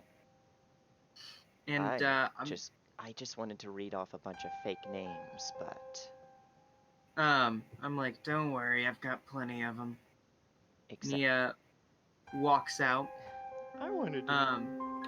Come on, what's taking so long? Is Yeah, it I was really that just- hard to read? All right. Yeah, I'm going to. I mean, I have deception too, but Aw, but I'm the sketchy one. yeah, but I'm the bard. What's your total deception? 9. Same. You could read them off together. Yeah. And you could assist Yeah. each other. Actually, I'm going to What a on our concept. way there. Mm-hmm. While we're still a little bit out of sight, I'm going to use inspire comp. Oh, I have to actually put that off of the spell list. My bad. Mm. So I roll a performance. Quick, look at my belly dance. Oh, for fuck's sake! So that's just a regular success, which is basically when I succeed in assisting him with deception. Mm-hmm. Okay. So he gets a.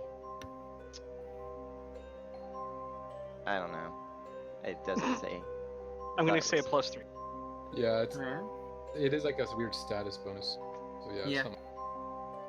Alright. We're gonna need that assist. Mm, Oh, sorry, we're gonna need the roll, right? Yep. There we go. So that puts me at a 20. I walk out. I'm like, yeah, my buddy is only semi-literate. Sorry. I just glare at you. And I'm like, alright, the names on here are, let's see. We've got Grelin Hellskin. There's a Marquis de Bastone. We've got a Bertold his pup. A Tiff to Libre, I think, was the next one. Tiff to Libre, that's right. Jacques Serrano. And a Holdry Tinkerfingers. And I I just thought like, you were give gonna him put the- Bob of Dunwood on there. Oh no, because he's an actual character in this.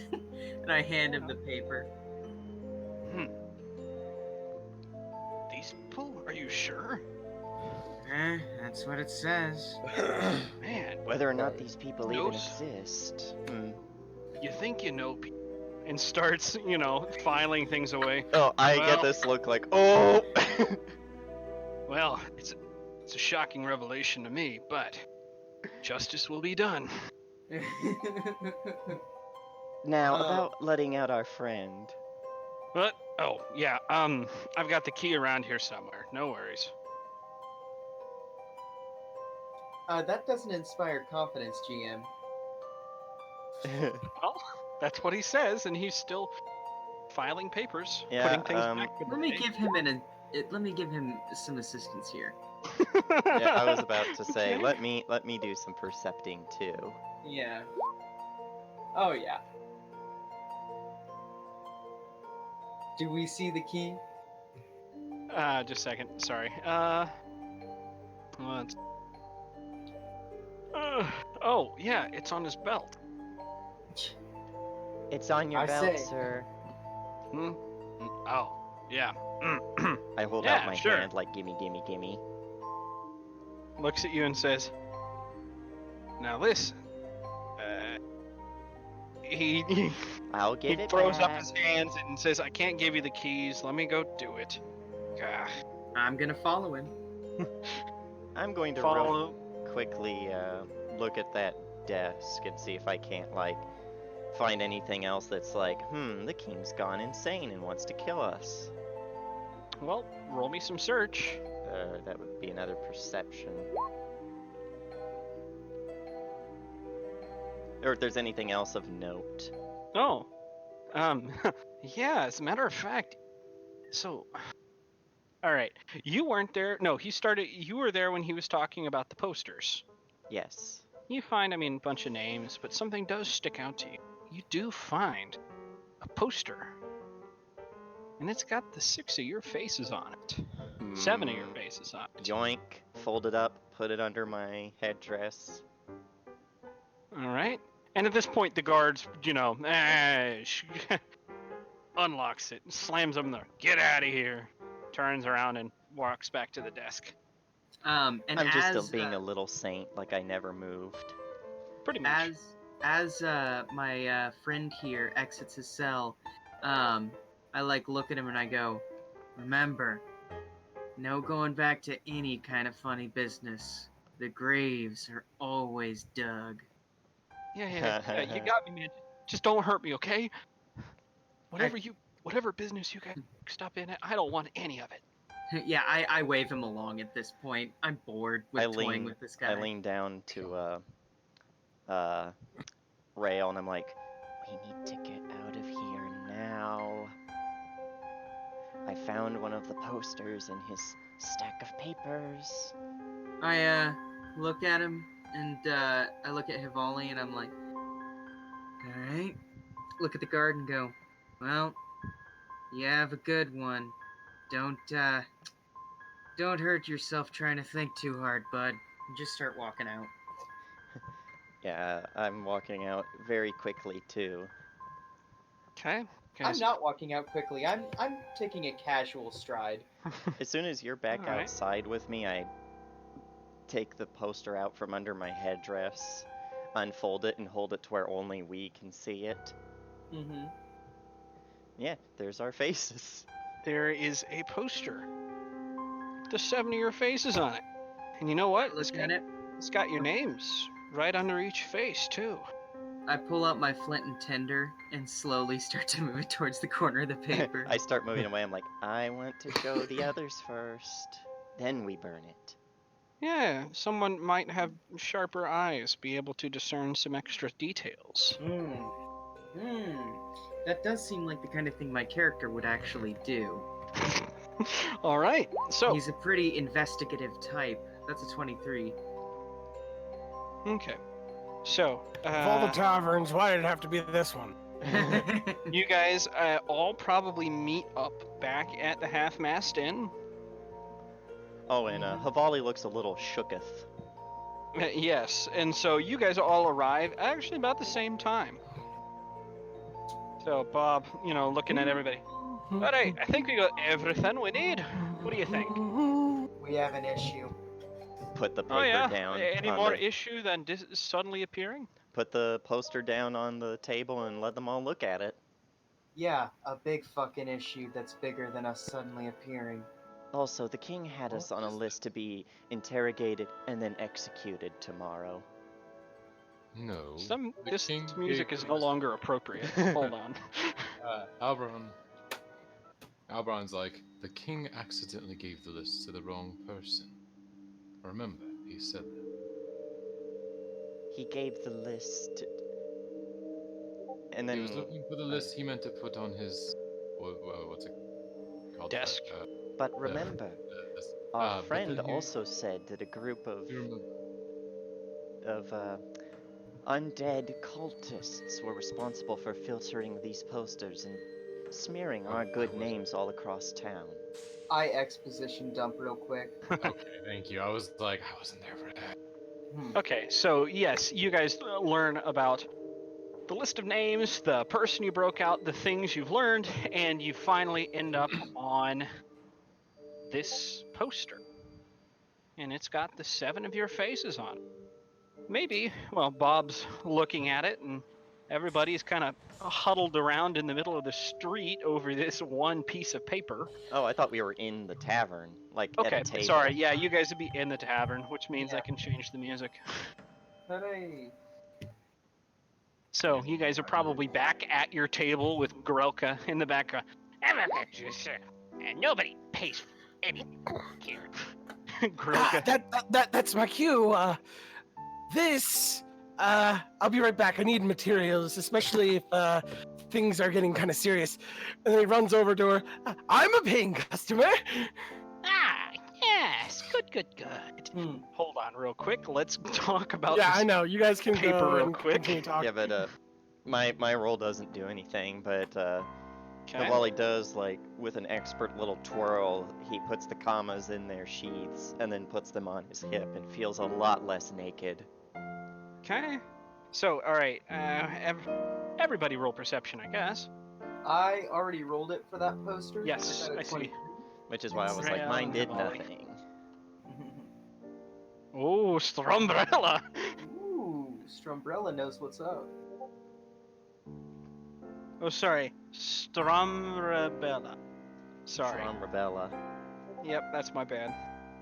I thought umbrella. Strombrella. There you go. Strombrella, Ella. Okay. So, you guys looking at this, and you can tell it's interesting, is you've never seen this level of detail in what seems to be a hand-painted poster. The artwork is too good. Like, the detail they managed to put on these pictures is intense, almost hyper-realistic. Except, there's one difference for all of you. They didn't paint any of your eyes. That's creepy. Yeah, so, so other than that, it's clearly you guys, but no eyes. Alright, I have 2 working theories. Either they're really bad at art, or there's some sort of clones walking around of us. Doppelgangers. I guess I should mention, so this, more in detail on this poster, it's not a most wanted poster, it's not a wanted poster. This, let's see, do any of you have, Draconic? Yep, Yeah. Do you really? yeah. Okay. I had 8 languages to burn through. Yeah. Yeah, Gee. I do too. Alright, that's fine. So, for those of you that read Draconic, in Draconic, it's written 1 week. That's all it says. On the top half, and the bottom half, below your guys' pictures, it says be ready. Ready for what? Good question. Can I burn it now? Not inside. Hey, Grella, you got a metal bucket? My name is Grelka. Grelka, you got a metal bucket? Only the potato bucket. And she points to a bucket full of potatoes in the corner. How much for the potato bucket? Yeah, my potatoes. Can I buy the potatoes off of you? Hold on. Just take it outside and burn it, you daft. I want the bucket. Hold on. All right. She looks at you and says, "Fine. 2 gold." That's highway robbery. I say as I place 2 gold on the counter and take the bucket. Very good. Very good. I can I'm down buy to 20 six. potatoes with this. You can buy a fuck ton more than 20 potatoes with that, lady. And I Wait. Not in this grab. town. Yeah, this town's economy seems kind of fucked. And I start tossing potatoes to people. Yes, well, and it trails off with me Okay. going back to the conversation with. Yes. Mm-hmm. Ah, yes. You are looking for supplies? Yes, some healing potions, some alchemical. And she puts a finger over her mouth. Cha cha cha. And she motions, "Come with," and leads you into the back room behind the bar. Right. I may be old, There's, but I don't have all day. Right. What? I need some alchemical supplies and Well, potions. so she's waving you through. Is anybody else going to go with them? This is pretty like apparent. I don't make any like. Okay, if it's just you, that's so fine. so if, I mean, if anyone notices, they're free to follow. Right. Okay, so she leads you into the back, and there's, this is pretty much a kitchen. Pops open a trap door and starts heading down the ladder. Stupid. You guys get downstairs. Now we hear you. Okay. What's the matter? Oh, nothing. I've been trying to talk this whole time. Have you really? I'm so sorry. Yeah, it's. What were Well, I you? was trying to tell people not to burn, so Not to burn it. burn it. yeah, we should have held on to it. Well, Oh. it's not burned yet. We just have a bucket, and now we have potatoes. Nah, we're going into another room. Well, no. Some of us are. Feel free. We're going down the stairs. Yeah. Just you were saying don't burn it, and we'll go with that. How about that? Yeah. Well, you have to convince Rael. yeah, that's the problem. I'll let them burn. All right. You could always just make a copy of it, maybe. I don't know. Do any of you have the ability to do that? Would that just be a craft check? Sure. That's the closest thing I could think to. I mean, I have craft check. I could craft. So here, we'll do the potion buying real quick, and then we'll get back to that. So, Okay. leads you downstairs. Look at them, so pretty. And lights a candle, illuminating this room crammed full of potions of all different types. Do you like? I stole it. I stole it. Interesting. I stole it. I am very impressed. This is quite a surplus. This is a lot more than I was expecting to see from the Eeks. What do you need? Oh, these aren't the Eeks. I just pay them a little bit of money to put business my way. I see. So yes, I need and I start. I open up my formula book and I start showing her, the ingredients I would need for, basically, what was it? An acid flask, snake oil, elixir of life. Elixir of life. Yeah. Okay. And She says, I can just sell you these. She's mean- like, look, elixir of life, 1, 2, 3. an arsenic. Healing potion, 4, 5, 6. Snake oil, 3 through 49. All right, desperate times called for desperate measures. Be beneath me to use these. All right, let's have a look. He's just muttering to himself right now. Bob All right. is with you, and has said he leans over and he says, "Don't worry about money. Just buy what we need." Any bombs as well? Oh, Maybe. And she starts shuffling off down the hall, down, to the other end of the room and pulls out a couple of, so they're not exactly what you would consider bombs. These are alchemist's fire. Yes, that's what I was looking for. Okay. How many? All right, so let's see. How many do you have right now? She says, well, how many I have and how many I can sell are two different things. I will give you 5. Okay, that's fair. How much snake oil are you willing to part with? Well, let's see. 1, 2, 3, 7, 24 blue. How many do you want? I need enough for how does 8 sound? 8 sounds fine. Yes, I can sell 8. And Starts pulling things off the shelves and putting them into a small crate at your feet. And then I guess I'll get one for each party. I'll try to get one for each party member. Elixir of life. Okay. And, She managed. acid flask and I guess 2 arsenic. I mean, I'm just I don't know how much it's gonna cost yet, so we'll figure this out. Okay. So she puts all of that in the crate and she says, "Anything else?" No, that should be it. That should be fine. How much is that gonna be? 42 gold. 40. Okay, yeah, 42 gold. That's no problem. And she looks at Bob.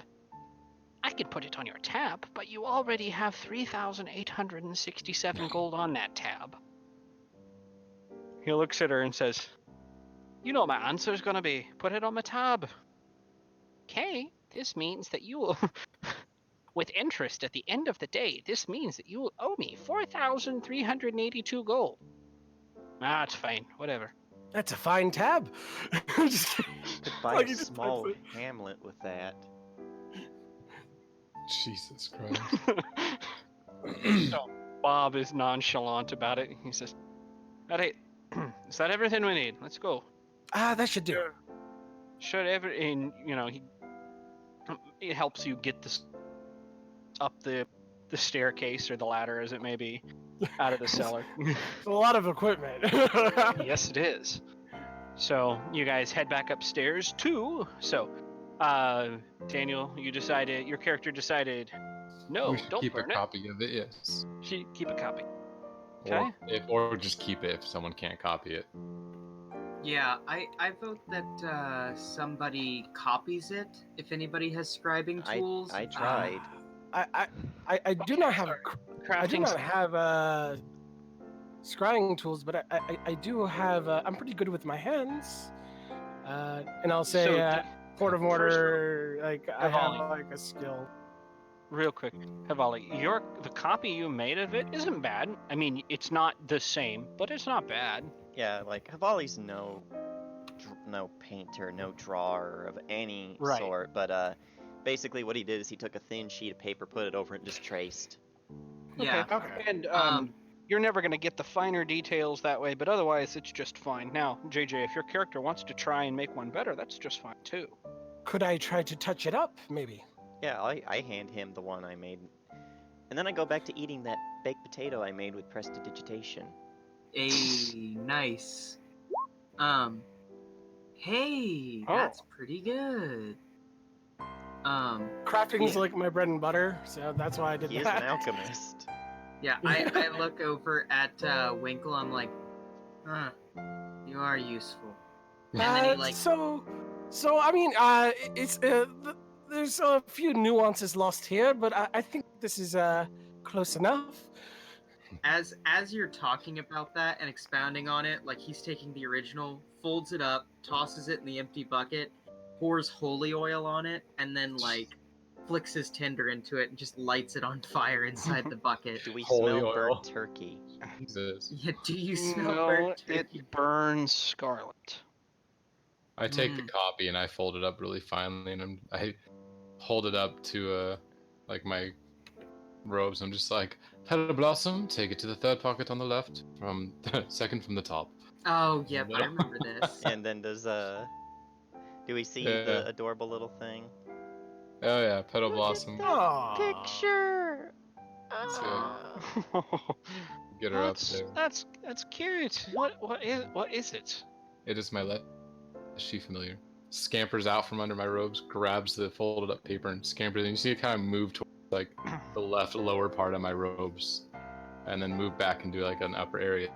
Hafali It's just is like you see a bump move around in there. Hafali's just like, oh, it's adorable.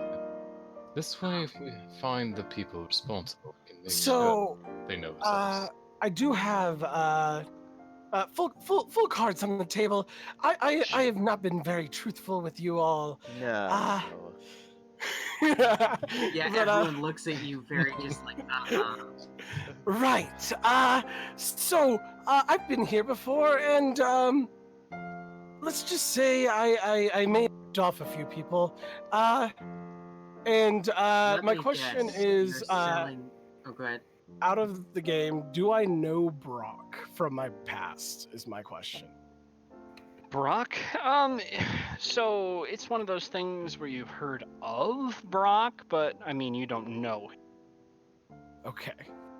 He's just you've heard of Mr. Silverfleet as you probably refer to him, or most people refer to him as. You know that he raids mostly. Say the coastline is more his thing, not like overland caravans. So I've never ripped this guy off, because my MO is ripping off criminals. No. No. Alright. Also, I rolled an occult to see Yes. if that would elucidate anything about the flame being scarlet. Oh, that that's is the a- kind of dye they use for the ink. It's some of the compound they use. It's copper. So it's completely mundane. Yeah, it's just the copper used in the ink when burned makes it red. I'm staring into the fire, and then Pretty. I look up and go, "You ripped people off, eh?"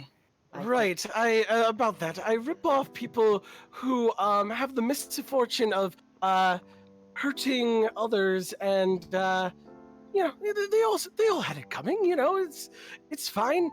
And it's for a good cause. Absolutely. I'm looking for to betterment to improve the betterment of humanity through Are through you my trying to exploits. find the Philosopher's Stone? Is that what you're trying to say? I'm glad you spoke of that. It's a nice placeholder of a name, but I wouldn't mind finding something along those lines. Yes. Hafali just shakes his head and is like, well, if it helps matters, I was actually born here in Outreach. Then you might know where we're headed next. Nah, I didn't spend long here. Needless to say, my mother nor my father really wanted me. Ah, yes, the whole half-elf. Yeah, like, and at that I, like, Thing? showed everyone, hey, I'm a half-elf. Yes. Especially looking to, our elf friend, because I'm expecting him to be like, ew, disgusting, Leviosa. Yes. So, now looks at you all and says, "Alright, so I'm assuming we all have what we need." So that brings us to what is our course of action. We have concerns about our employer, and we also have the job at hand. That might be right. So, I have some more to explain. I may not have been completely forthcoming, but let us get on the road, and I will do my best. What is it about no matter what game we're in, Bob can't tell us anything? Bob Wait, there's never. other Bobs? Bob always has like 5,000 things that he's like, well, I wasn't actually truthful about X, Y, or Z. Like, A, B, C, D, you E, know what? or I should F. just start running. I just need to start running perception checks on this motherfucker at every opportunity I have. That might not be a bad idea. No one's ever Yeah, tried if that he before. pulls out a cosmic Fair. diamond, I'm gonna shit myself. Again. So, you guys are headed out, Yep. I guess. Okay, Yeah. as you guys leave, you'll hear Grelka in the background saying, "Have a nice day. Be safe. Kill lots of bad guys." I like Thank you that. for all your help. Of course, sweetie. Come back soon. Oh, she's a hag. No. Save my Boss was pet! quite No one had any haggy feelings around her. She's just an old lady. You're not exactly sure. Oh, by the way, you're not exactly sure what she is. She's had a mask on the entire time. Oh. That Oh. makes me super sus. Well, I'm Yeah. sorry. I should have said earlier. 'Cause I'm but- like, this it- whole town is fucked, James. Oh, if she no. starts fucking This- dancing, I'm gonna fucking kill her. So, No. Dancing All right, people we've with left. masks, those are so- my enemies. hi, Valley. I'd like to inquire about your skills in performance. Yes, I'm part of a renowned and ancient bardic college known as the Feather Dancers. Well, that's our stage name. We are really known as the College of the White Lotus. Well, it seems we may come from opposite ends, but I do believe that we both have I guess, shared talent in showmanship. I should hope so. My magic stems from my ability to perform.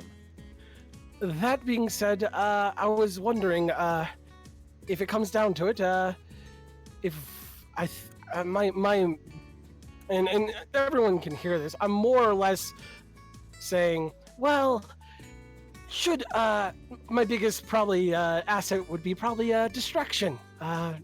If anyone could possibly help me distract, I think someone with some fast lips could also help. Fast and skillful. Wink, wink. Yeah, no, Rail just like shudders. So, you guys, I think are gonna be. I mean, you guys are on the road now, right? Yep. On Yep. the road Uh, again. Bob hops up on this rickety old cart that's sitting just outside the edge of town, outside of the gates of the city. You guys get out without trouble. I mean, the gates are open during the day. At this point, it's about noon. And you guys hops up. There's a mule that's pulling the cart and says, "Climb in back and we'll be off." I'm joking. So, as we're going, I also distribute the elixirs of life to each of the party members. Okay, you each get an elixir of life from JJ's character. Nice. Interesting. Mr. Dr. Gladberry. So, I'm probably walking alongside the cart. I don't trust that thing. It looks like it's about to break. there's enough room for all of you if you want, but none of you have to. I mean, I have a speed of 40, so I'll just walk with the cart. enough. That and I'm probably used to walking everywhere. Actually, no, I don't even need to do that. I just summon my. You just summon a fucking plant horse. It's. I almost said unicorn, but that would be a little bit too magical. So as we're I load the cart with snake oil being the most obvious looking thing sticking out, and I would like to craft possibly labels, labeling them elixirs of vitality. God Mr. damn. West K. Of Dickens. course. Now, What is it with your campaigns, Gunner, and snake oil? I wasn't planning this. I this know, time. I know. This is The, taking a turn. the serendipity is not lost on us, though. Oh Yes. Okay, so you guys are traveling down down this southern street. You guys are essentially following this path out of town, following along the coastline. And Bob says, "All right, well, I guess I should explain what we're all doing here. Maybe." Hey, it's his catchphrase. I guess I should explain. No, Yeah. His catchphrase is, "Oh, I missed." Ha. He's let's do it. sitting there and says, "All right, so my deity, whatever her name is, Desna, yeah, Desna, has brought all of us together for a singular task. You know that jewel upon the king's head? The one Yeah. that has obviously driven him mad. Yes. The one that happens to be a gem that contains souls from my land. Ah, really? I didn't know that. Good eye. Thank you for sharing all of that with us when you had the chance." Well, it's not as if I trusted you before this, and I still don't, but since we're noticing it and calling spades spades, and he like shakes his shovel as he says that. Shake your shovel at me. Yeah. I shake my shovel at thee. Such a gem. Yes, and so that belongs elsewhere. It was stolen many, many times by different interest groups that shouldn't have it. And Desna has brought us all here deciding that the time is right to finally put it back where it belongs. That would happen to be in. Oh shit, where am I from again? I forgot the name. Something that powerful shouldn't be in anyone's hands. No. Something that powerful does belong somewhere. It's in Sternalb, where most of them end up. It's one of the largest grave sites in the world, and a place that most of those will be cared for by people who understand, respect, and distance themselves from that power. Well, that may be true, but right now the plan is to get it out of Luftig's hands and into Desna's. Why Desna? Why not Phantasma? Seems like more of an Have you appropriate seen tool for any- her. Have you seen? So one thing he will point out is you haven't seen any temples to Phantasma here, or Phasma, whatever. Is her it Phasma? Captain Phasma. Hold on. It Or is is it Pharasma? Pharasma. Pharasma. God, I'm You sorry. haven't seen any temples to Pharasma. Have there Says, been any to Iori or Shalian? No. Bunch of uncultured hicks.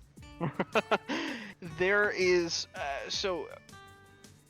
Bob explains, because of most of the taxes placed on everything around here, the only temple that's managed to stay in business, quote unquote, and hasn't been driven out of their temples is Abadar? Desna. You'd figure Abadar would be able to stay in business too. Desna has no official temple, though. That's right. Which is why there is a ship full of clerics waiting for the gem. Is that the ship that we're supposed to be protecting? Very astute of you. Yes. Well, I suppose that we better hurry. Wouldn't want to keep the holy men waiting. Of course. Any other questions? Any other questions? Are they expecting? We're not expected, are we? I wouldn't count anything out. We've talked to a lot of people. We've kind of told everyone. Right. A better Right. question might be, do you know why we're here? Why Desna's chosen you? I can't say.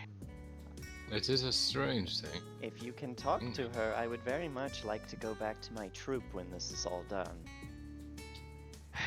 To say the same, I would appreciate it as well. And I. I've got work to do. Unfortunately, she is silent at the moment, mostly because I haven't gotten a chance to commune with her in almost 3 days. You haven't slept in 3 days. Correct. I just give him this look of, wow, you must be like tired. He doesn't seem any tired, any worse for wear. Ah, I forgot this is Bob. What is that supposed to mean? He exists Oh, he outside of cranks time down- and space. He Bob very cranks- much exists inside of space. No, What no, you Bob have- cranks down Mountain Dew and monsters like I was crazy. gonna That's say, why.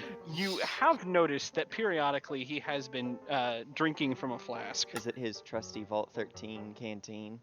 God, those memes, James. Just every time he goes on, I'm like, yes. Big All of a sip. sudden, Bob From the yanks on the reins. From so from the Stops the car. conversation, could I try to grab whatever he's drinking, like dripping into a flask of some sort? Well, unfortunately, he just yanked on the reins and brought everything to a screeching halt. Yeah. And says, "Listen, hear that?" And in the I'm- distant, not the police sirens. They're Do those I are hear it? It's the I popo. think I hear it. I'm out of here. perception. Everybody, please. I got a nat 20. Yes, you did. For fuck's sake. There are exactly 15 men pissing in latrines at this moment, 3.5 miles away. Oh no. But that's not what you're looking for. Okay, I got 1, 2, 3, 4. Sorry, hold on. I'm fucking dealing with a cat that won't get off my fucking lap. God, she is really. Man, So wait, Wow. perception. you have not rolled above a fucking, 10 today, James. I haven't rolled above a 10 today, yesterday, Two of us are. in Stramdex. Huh? I can't. Oh, there. Perceive. Perception. Perception. That's why I had to waste Bet. 2 spell slots already just so I could do something. Alrighty, so you guys, yes, even Hivali, you hear there's the sounds of loud and raucous, not partying, but a loud gathering, probably off the beaten path, maybe 600 feet.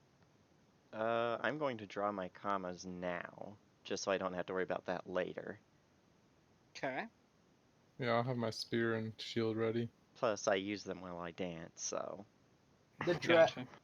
The dagger comes out of the necklace sheath, and it is one of the most ornate daggers you guys have ever seen, probably. You don't know me.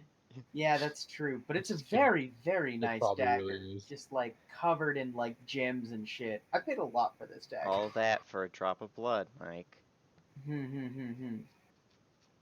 All right.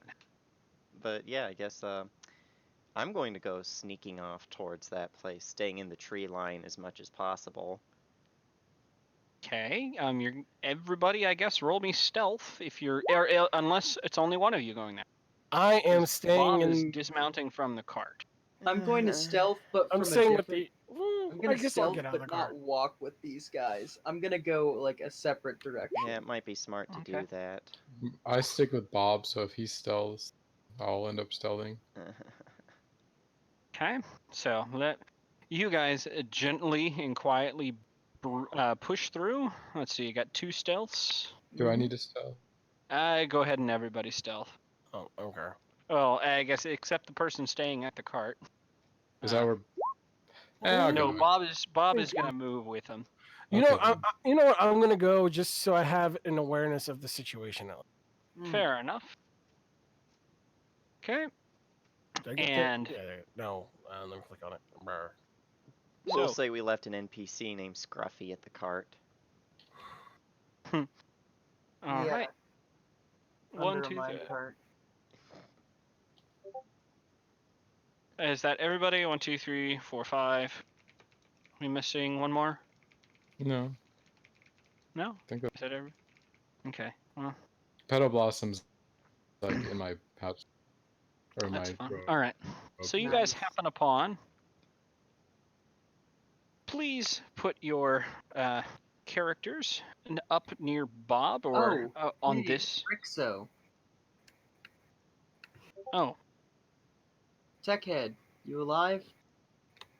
Techhead, did you die? Seems like it.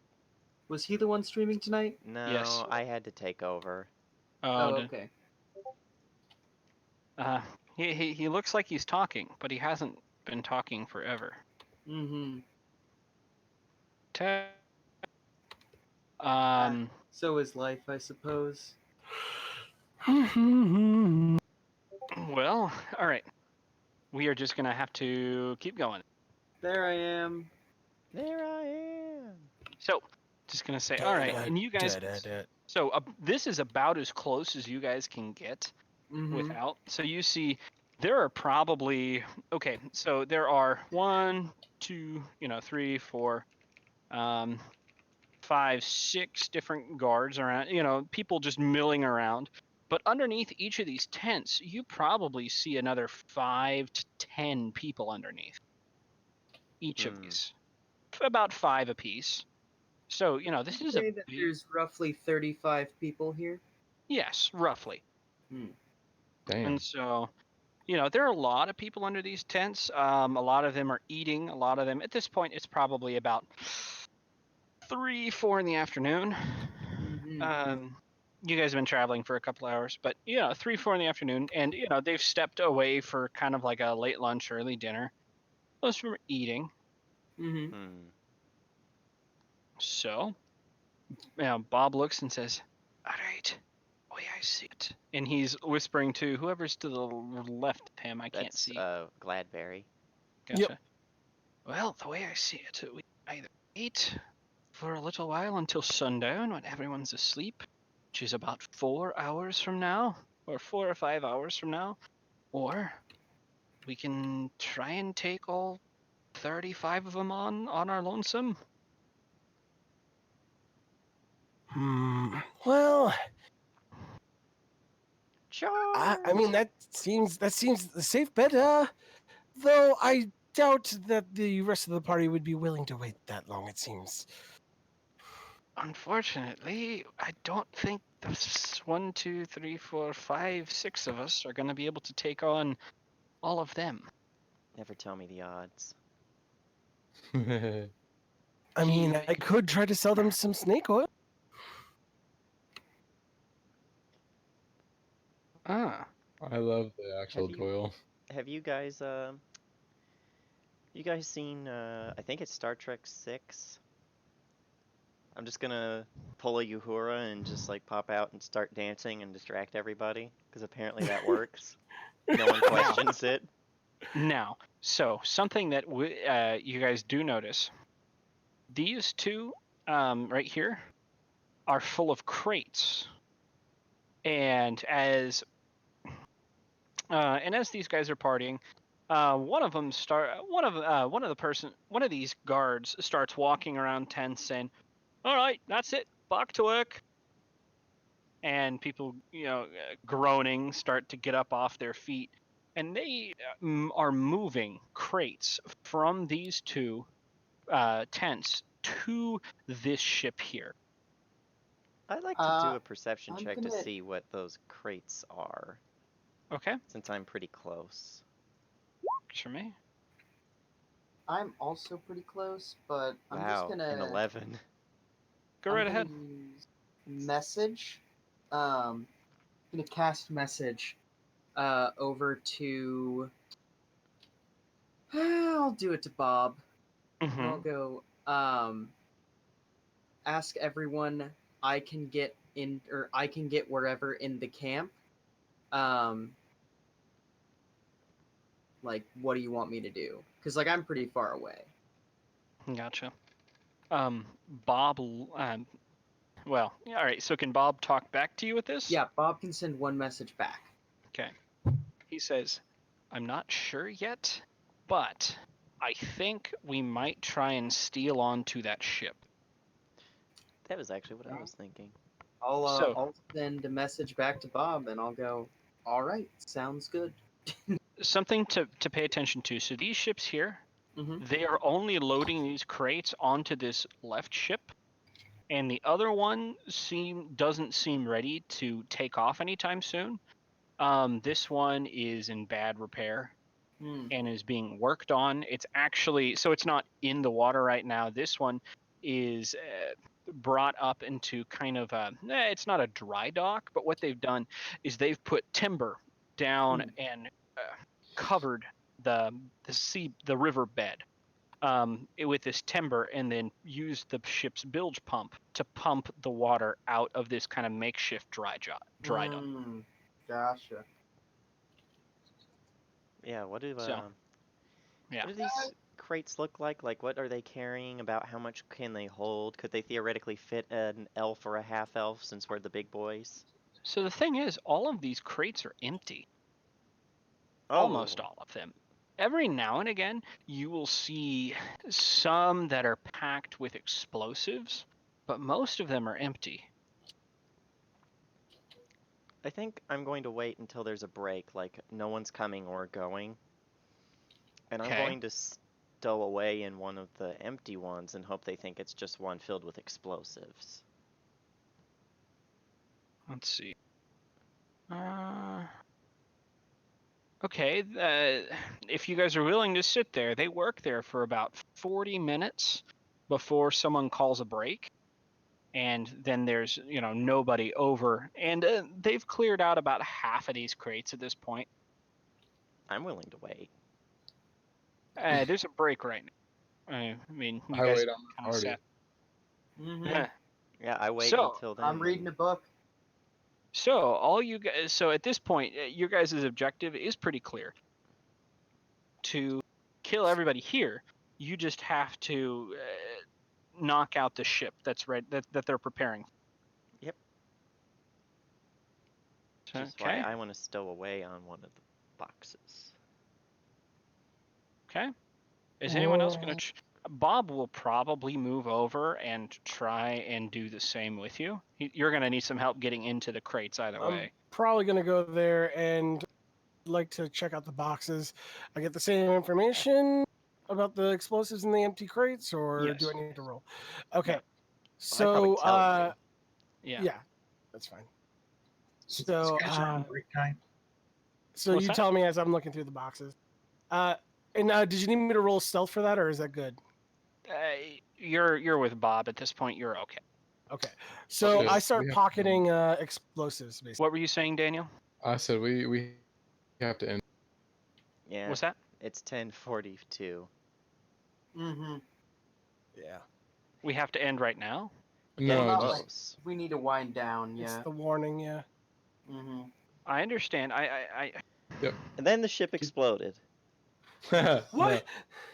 So Bob is trying to help people into these crates. Probably don't need to roll anything to pretend to be a crate. No, I'm a box. I'm a box. Yeah, Are we all getting in hop in crates? one of those crates. I don't know. Are you guys? I do. I am. I'm a little tall. I'm a no. If I can fit, you can fit. Oh right, you're human. I forget you're a half elf. Mm-hmm. Yeah. I'm You're all These are big everyone- crates. Then yeah. Yeah, I'm fine with hiding in a crate. It's like hiding in a coffin. This Alright. is just some Metal Gear Solid shit here. Mm-hmm. Yeah. What was that noise? It's just a Hmm. box. Anyway. It's just a box. Okay. Colonel. As these guys are sneaking in the crates, Strum, Rebella, just like enough waiting and charges this guy. Oh god. Oh my. It's about having a barbarian around. There's too much So waiting. wait, what are you doing? Charging this guy down here. Thomas the Tank Engine time, I guess. Okay. It's a Drax move. Roll initiative. Ah! Ba-da-ba-bum. Is that everybody rolling initiative or just her? I mean, all Just her. okay. Woo.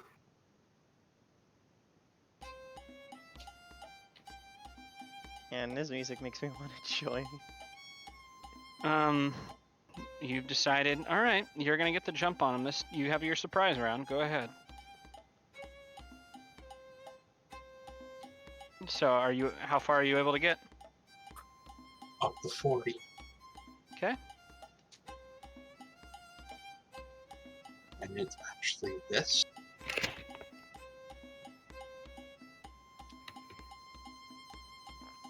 And I'm actually raging. Okay. God damn.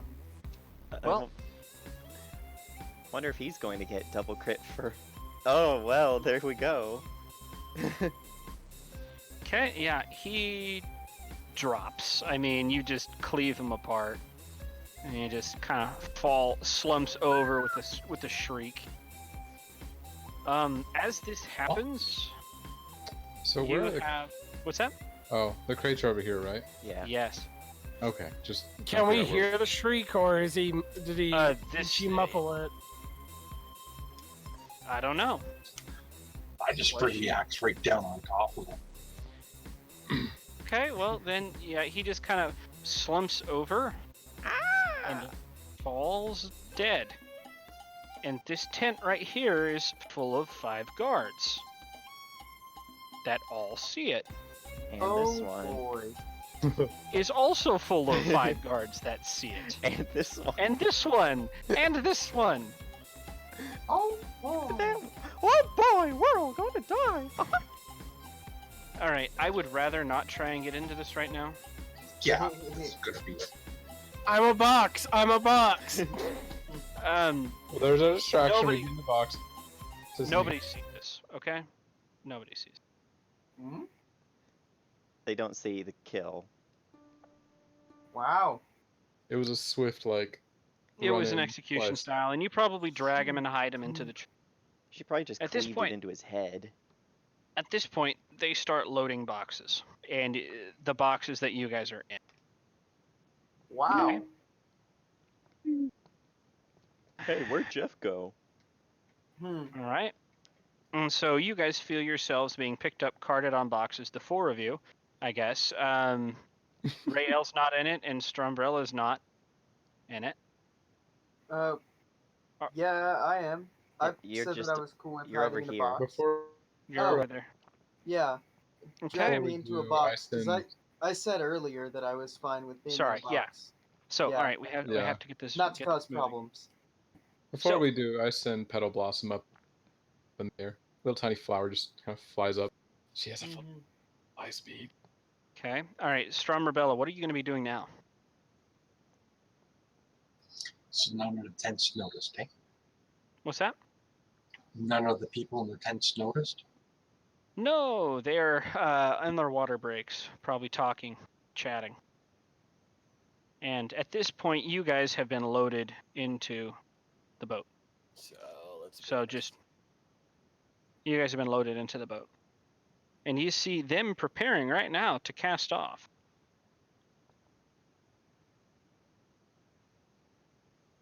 Strom. Oh, lovely. Loot the camp. Oops. Yeah. I'm a crate. It's great to be a crate. I'm a box. I'm a box. I'm a foxy I box. can't get close enough. Damn. Well, since I can't get close enough, I'll do the other thing. Hold on. Okay. If you can't make it, 2 seconds.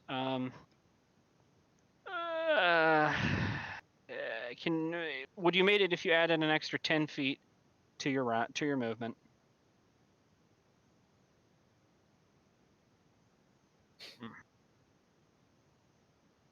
I'm gonna say you're gonna be able to sneak onto the ship. Okay.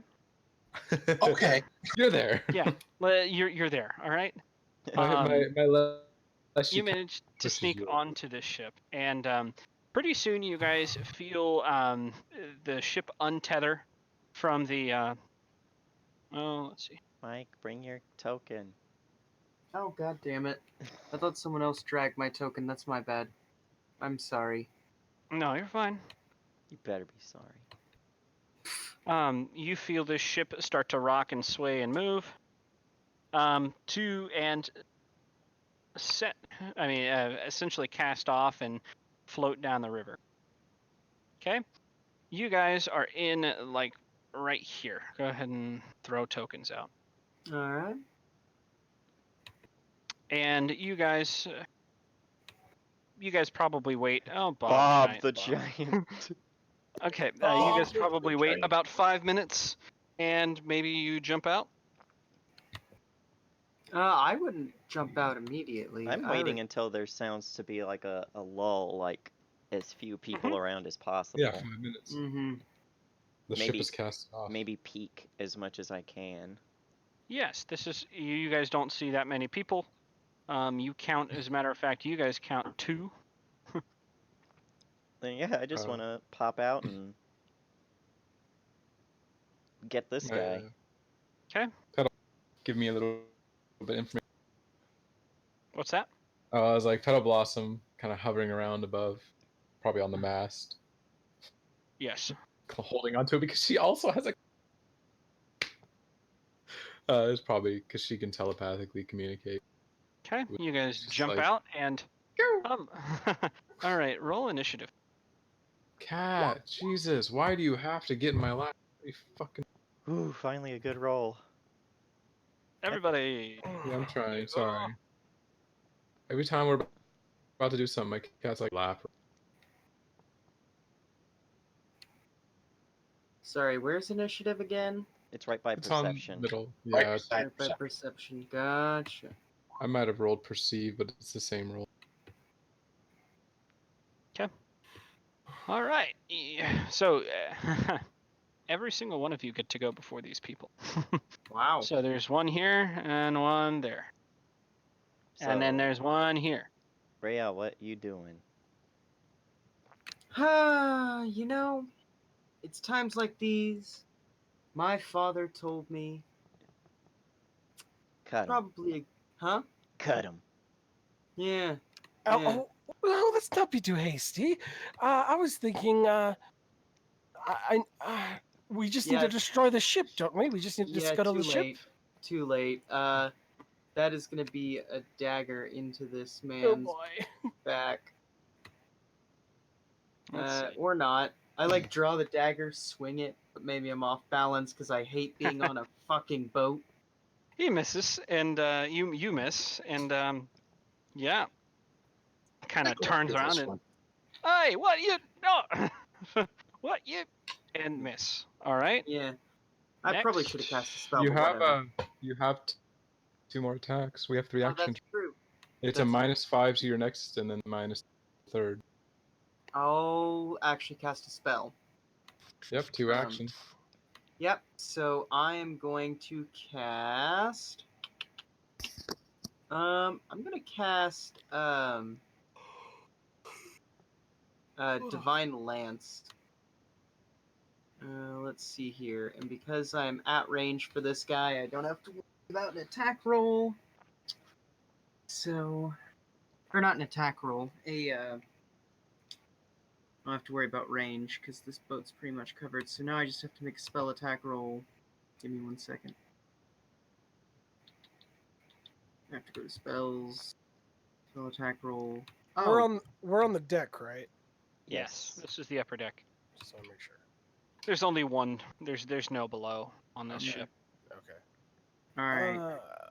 There we go. Now I can make my spell attack roll. Is there a way to just make a generic spell attack roll?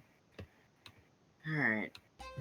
Flash R1D. I should have set this up a little bit better. Can we see the coast from here? Are we like really far out at this point? I mean, this is just a river. It's wide, but it's not that wide. Okay. We pop Does out a of our 14 Hueys. hit? All right. So, Ray, are you? Yeah, does a 14 hit?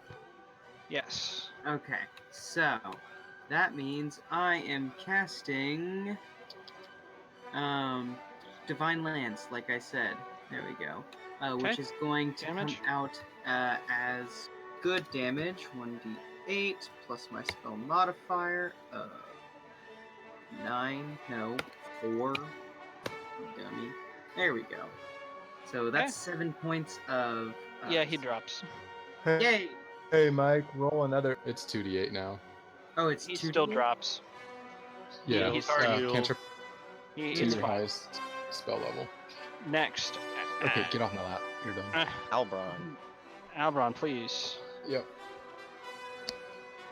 So, who are these random fucks? They're also part of the crew because I had to put them down. Oh, okay. Yes, I'm sorry. And is this a door or? They're doors. I'm sorry. This is just a bad map. So Oh, these are goodness. gonna count them as stairs up to the back of the ship. Oh, okay. I was like, then she's probably not in a room. I was like, she No. wouldn't be inside the room. No. Oh, So she's okay. up the That's back. like Up the back of the step. cool. I will cast hydraulic push. On probably this guy if I can see him. Which guy? Uh, That guy? Yeah, you have clear line of sight. He's just behind the wheel. Okay. 13 to hit, only 8 damage. Fuck me. Let's see. 13 to hit, critical day. Yep, that. Let's see. That misses Yeah. and kind of shoots over his shoulder, and he's like, "What? And then, After them! Yar!" Uh, oops. Okay, next. Move Oh, way I'm back. sorry. You have 2 more actions. No, one more. Oh, Spells you're right. are 2. There's a first. I'll move up to here. Okay. All right. Next, Hivali. I move up to here. Let's see. And I Line. stripped in. They're in a line. Okay. So a line like that out. They need to make fortitude saves. As yes, he does like takes his commas, he scratches the ends against one another's, which sends out sparks. Does a pirouette into a twirl, hits them onto the ground as you see a wave of magical. What am I thinking? Or like flowers go out, and then when he pulls back up and does a flourish with his hands, all of those flowers just turn into spikes. Okay. Please roll damage for both. They both failed.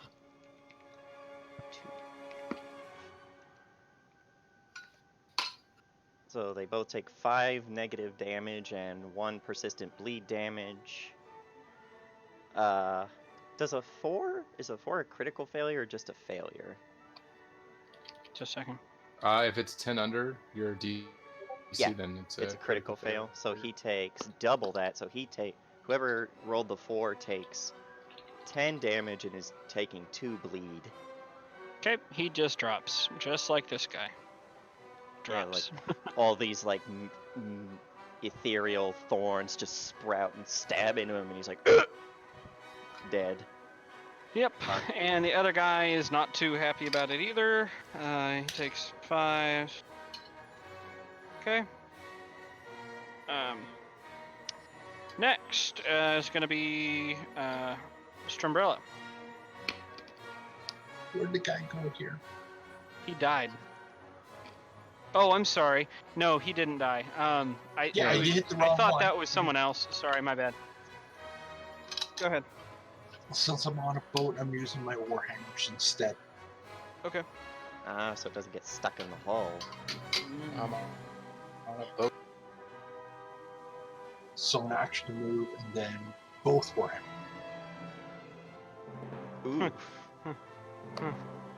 Yeah, he did. Jeez.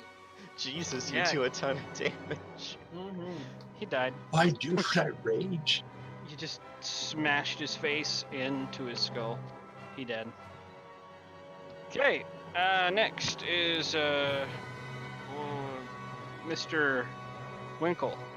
Gladberry. Alright. Alright. So, what we got here? Let's see. I grab my acid flask. Uh-huh. This guy over here. Which How guy many, over? how many more guys? Yeah, that There's one. just 2 of them left.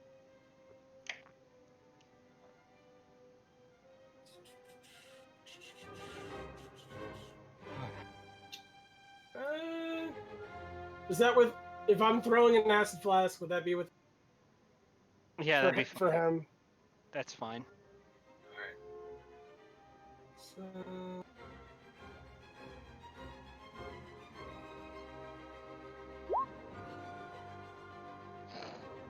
Jesus.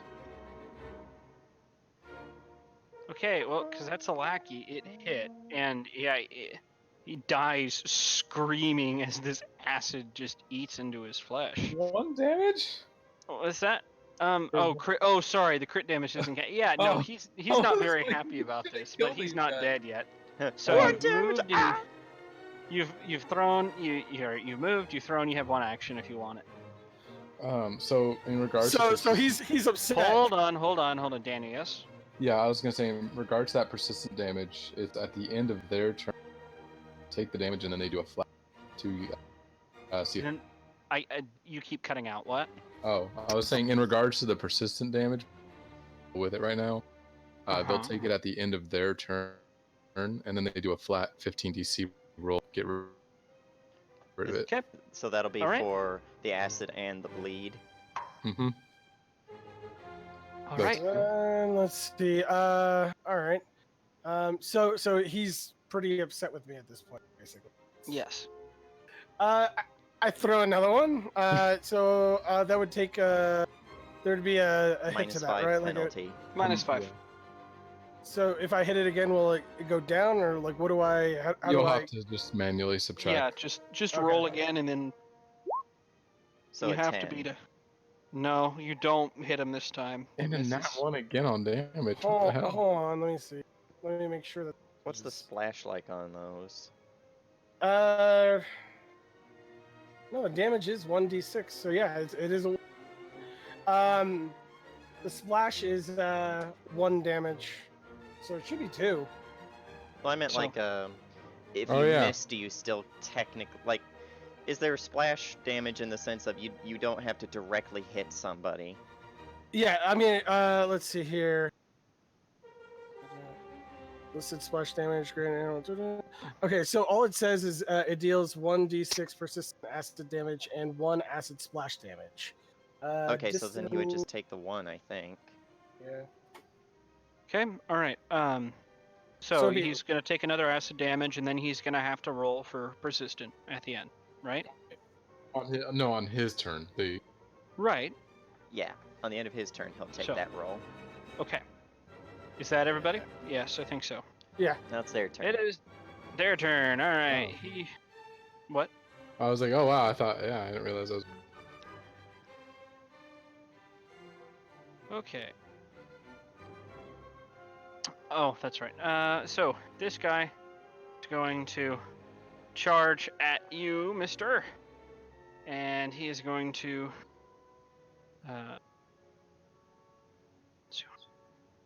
he's going to brandish a short sword and attack. I think he hits. Do you have a 21 AC? Hell no! Ow! So I mean, yeah, my And Armor deals class you is 7 18. damage. 7 damage. Uh-huh. Wow, that's yeah. I'm looking pretty bad. Really? All right. Really? I You're might level have to 3. recheck my thing. Oh wait, no, I haven't adjusted this yet. Let me. I was about to say, Uh-oh. I've got 41 hit points. No. My thing on my I have Okay. it. I have it written down. So. All right, and this the captain, the guy behind the wheel, looks at you, pulls out a rapier, and charges you, Hivali. Come and get me. And let's see.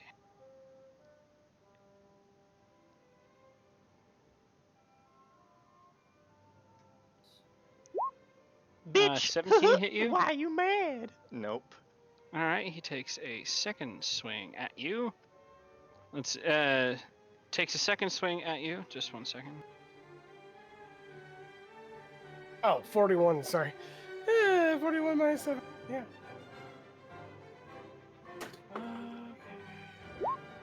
No, he Are missed the you second mad time, that my pussy pops and yours does not? too. Wow. All right, so it is now back to the top. Ray, it's your turn. Alright. Rail is going to throw his classic rail gun. That was bad. Ha. This is a pirate, right? No. That's our barbar. Okay. That's our barbar. Barbar. Harda. Where's our nearest pirate to me? Nearest pirate to use, the guy down here fighting Mr. Gladberry. Okay. Mr. Gladberry, you're about to have a small grim man save your life. So let me roll that d20 again because I still don't have it set up. Does an 11 hit? No, it does not. Well, Rail throws a spike of energy that slams into the ship and then disappears. Okay. Is that? Yep, I think that's it for you, right? That's it for me. I moved and then did a spell. Al, your turn. Oh, I was like, we're gonna try for my last hydraulic push. Okay. And you're gonna do this. Yeah, I'm that guy. Okay. 18 to hit Yes, for that 9 hits. damage. He doesn't like that. He gets a jet of water in his face. He is pushed back 5 feet. Okay. Not that it makes much of a difference. And then, oof. I'll just use command. Have my Leshy fly with 2 actions. Yeah. Okay. Do. There. No, she's on me. All right. Next, that's gonna be Hivali. I need to actually grab my... Well, now I have to step back up to attack them. Sorry. And I'm actually going to do a trip using one of my commas, which means it's an athletics check plus their modifier. Wait, let me see. Plus weapons item bonus, which is... The fuck is that? What's item bonus? If it's magical. Then no. It would just be a flat athletics check, I guess. Okay. That's fine. I think that... Does I it go think it's against their against their- AC? I think so. Remind me what you're trying to do. I'm using my commas to... One of them to trip him. Okay, yeah, he stumbling back, trips and falls onto the ground, prone. Yeah, I like... As I move over to him, I like lean way back, like until I'm on one foot, like basically parallel with the ground. Mm-hmm. Spin around, catch him in the back of the knee, and trip him up. Right. And then with my last action, I pull back around and do just a basic attack to try and hit him. Okay. Ah. Well, that is enough to... Well, no, not yet. But he's looking in rough shape. So, yeah, he's looking in rough shape, and you got him pretty good. I just All come right. back around from that swing. Mr. Umbrella, I believe it is your turn. You got 70 feet. Yeah, I got right. Yeah, I don't. By the way, did we deal when that guy attacked me? Did we do the persistent damage on the acid? By the way. No, I'm keeping track of I that. Yeah. don't. Alright. Okay. Oh, Just wanna and make sure. the bleed. I just think. one Oh, point. that's right. Bleed, yeah, bleed was just 1. Yes, I'm keeping track of this.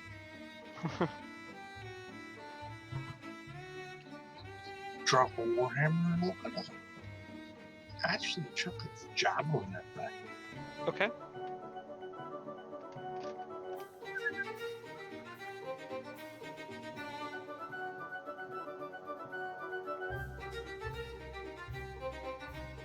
Gonna try and javelin him. Yeah. Okay.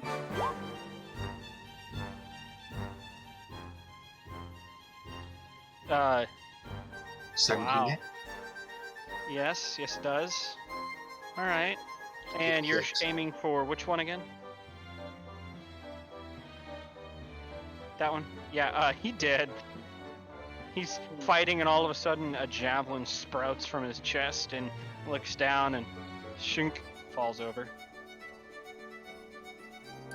All right. Oh, the blood! Yes, all over your new clothes. Or maybe they're not new, who knows? Either way. Okay, that is now Winkle. Yes. It is your turn. Okay, let's see. So, the next gentleman. You see Havali just wailing on this captain. Yeah. This wailing captain. Yeah.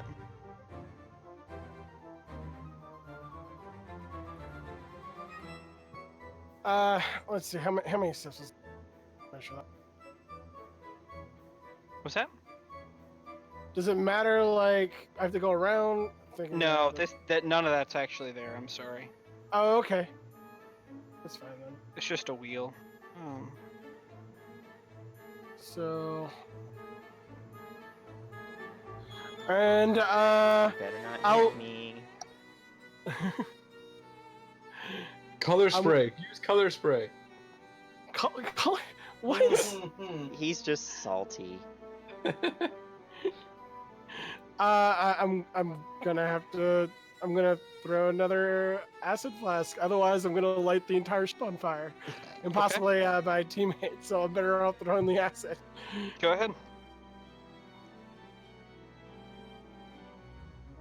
Oh, 5 damage. Look at that. Oh man. Yeah. You just get this guy. He's on the ground, anyways. He gets a face full of this stuff. And okay.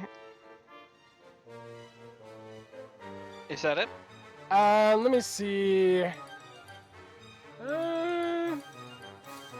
Okay, let me roll this and see.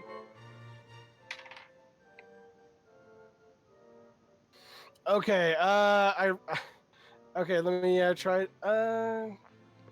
He goes in to Anaphylactic he goes to shock. hide. He goes to hide. That's what he's gonna do.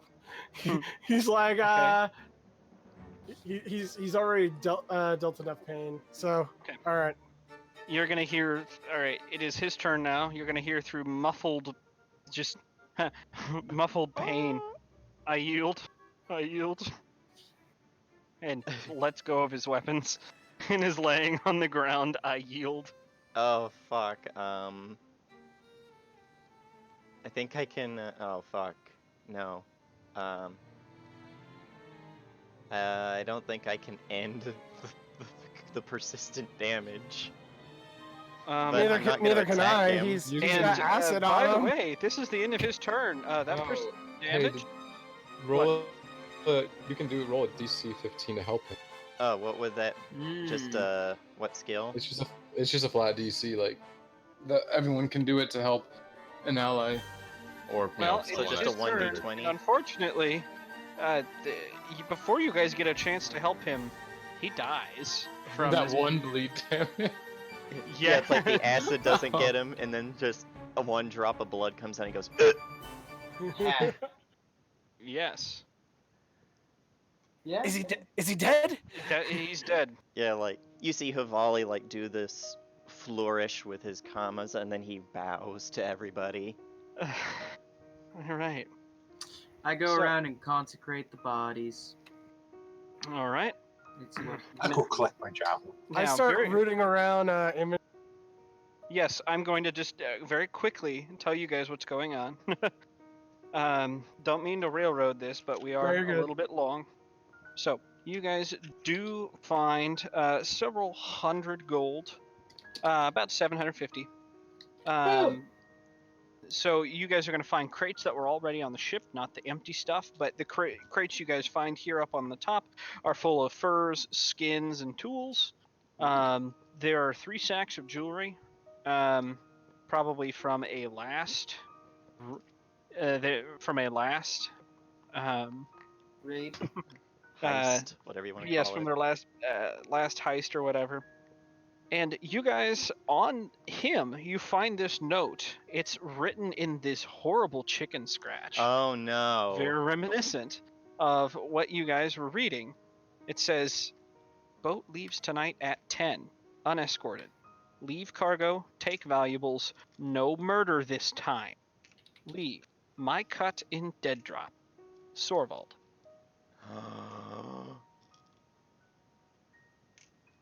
Sorval was behind it the whole time. Bum bum bum. Yeah. All right. So I'm I'm going to say you guys take this ship back to town. Who are you going to with this note? Bob. Bob. Bob's here, so yeah. Yeah, I'm Yeah. gonna be like, Bob. Hey, why didn't Bob help us? He totally did. He held down the fort. Bob Because is he, here. because he. Bob is here. No, Bob He was on the twirled boat his with you guys. mustache. He I twirled just, his mustache. I just completely forgot to include Yeah, him. It happened. He started. just watched you guys. He just watched you guys. He got in a Bethesda glitch. Yeah, yeah. He said, "Well, that was a good fight," you know, outside having done nothing. But he looks at it and says, "Something's not right about this. Do we have any other writings of hers?" Oh wait, we do. The contract's in her writing. The chicken scratch writing is the king's. Mm-hmm. So, what do we do about this? Can we trust either of them? I'd say we could probably trust Sorvald more than the king. Do we get to assassinate him? No. I don't know. Well, for now, let's Yes. make sure that all of these goods get back to their rightful owners. Or, secondary thought, they've already been parted from their owners. Why not have a cut for ourselves? We just Bob kind of waves you off. We can discuss all this later. First things first, we need to head up to the castle, I think And I actually agree get with to the Bob. bottom of this. Yeah, let's go pay a visit to the secretary. Okay? Is that okay with you guys? Does anyone have predigitation? Go ahead. Prestidigitation. Well, as we're walking, Oh, yes. to Yeah. Can clean I the help blood you? off me. Yeah, Yes. I clean us all off as we go. Okay. You don't have to clean anything off Bob, but he accepts it anyways. For me, it's mostly my weapons and Yeah, you And sure my- gotta clean a bit of brain matter off of. and my rippling oiled biceps. By my bristly pecs, the emperor.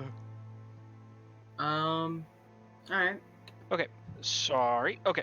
So you guys march pretty, briskly up to the castle, and you guys see someone else talking with Sorvald at the desk. It's this man in full plate armor, Uh-oh. and he's discussing, things with. You hear, Sorvald. I'm sorry, sir. I can't let anyone in with an appointment. Damn well, you can let me in. He knows that the High King's aide was going to be in today. He's going to make time for me, whether you like it or not. Bob looks at you guys and says, "Maybe we have our in." Soraval, we have something we also need to discuss with you Yes. What? How can I help you? now. And I Right. motion for her to come here and be quiet. The man looks at you and says, "Is the High King's aide anything you can tell her? You damn well better tell me." I'm going to immediately make a check to basically say, hey man, fuck off. We're busy. As will I. Boop boop. Ah! God damn Okay, it. so Sorvald looks at them and says, "Look, this is very important right now." He looks at them and says, "I'm here to audit the king." Well, it's a good I'm, thing you're here then. And I'll actually go up to just Sorval's desk, slap down the chicken scratch that the guard had, and the one that we found. It's probably still bloodstained. And be like, we Mhm. found At it. this on the bandit captain. Reads it. Motions 2 guards from the side of the room. Says, "Come with me," and walks towards the throne room. I think we're approaching too. Yeah. Okay. And Yep, we're I out. Throw ready open these myself. doors. I draw I my ready weapons. myself a bolt. You throw open these doors, and the High King is sitting lazily on his throne. Gentlemen, yes. How exciting to see you all in one place. Please, please. Have In a the name seat. of the people of Outreach, your Majesty, you are under arrest. That's my job. Your Majesty, in the name of the people of Outreach, Bastion, and the outlying holds, you are under arrest. Take him away. And you see 2 guards step forward. What? No, you can't take me. And grab him roughly by the shoulders, jerk him along, and I was proceed totally to expecting an Emperor Palpatine thing. drag him out of the room. And as he's dragged along, the crown falls off his head and Yep. rolls to Bob's feet. Uh-oh. So, And then hey, Bob give me 1 grabs it and second. disappears. Give me 1 second though, because actually, as it rolls towards Bob, I attempt to pick it up.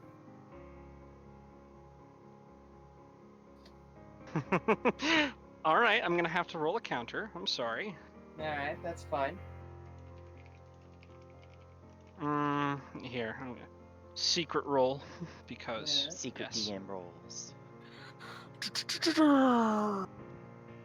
Which reminds me, Gunner, I could have fucked your entire turn over if I had remembered that Namendra has shield. Unfortunately, you reach for it and Bob snatches it up off the ground before you can get to it. As he picks it up, I say that gem rightfully belongs to my This people." gem has none. This gem is none of your concern. Oh, and let me As guess.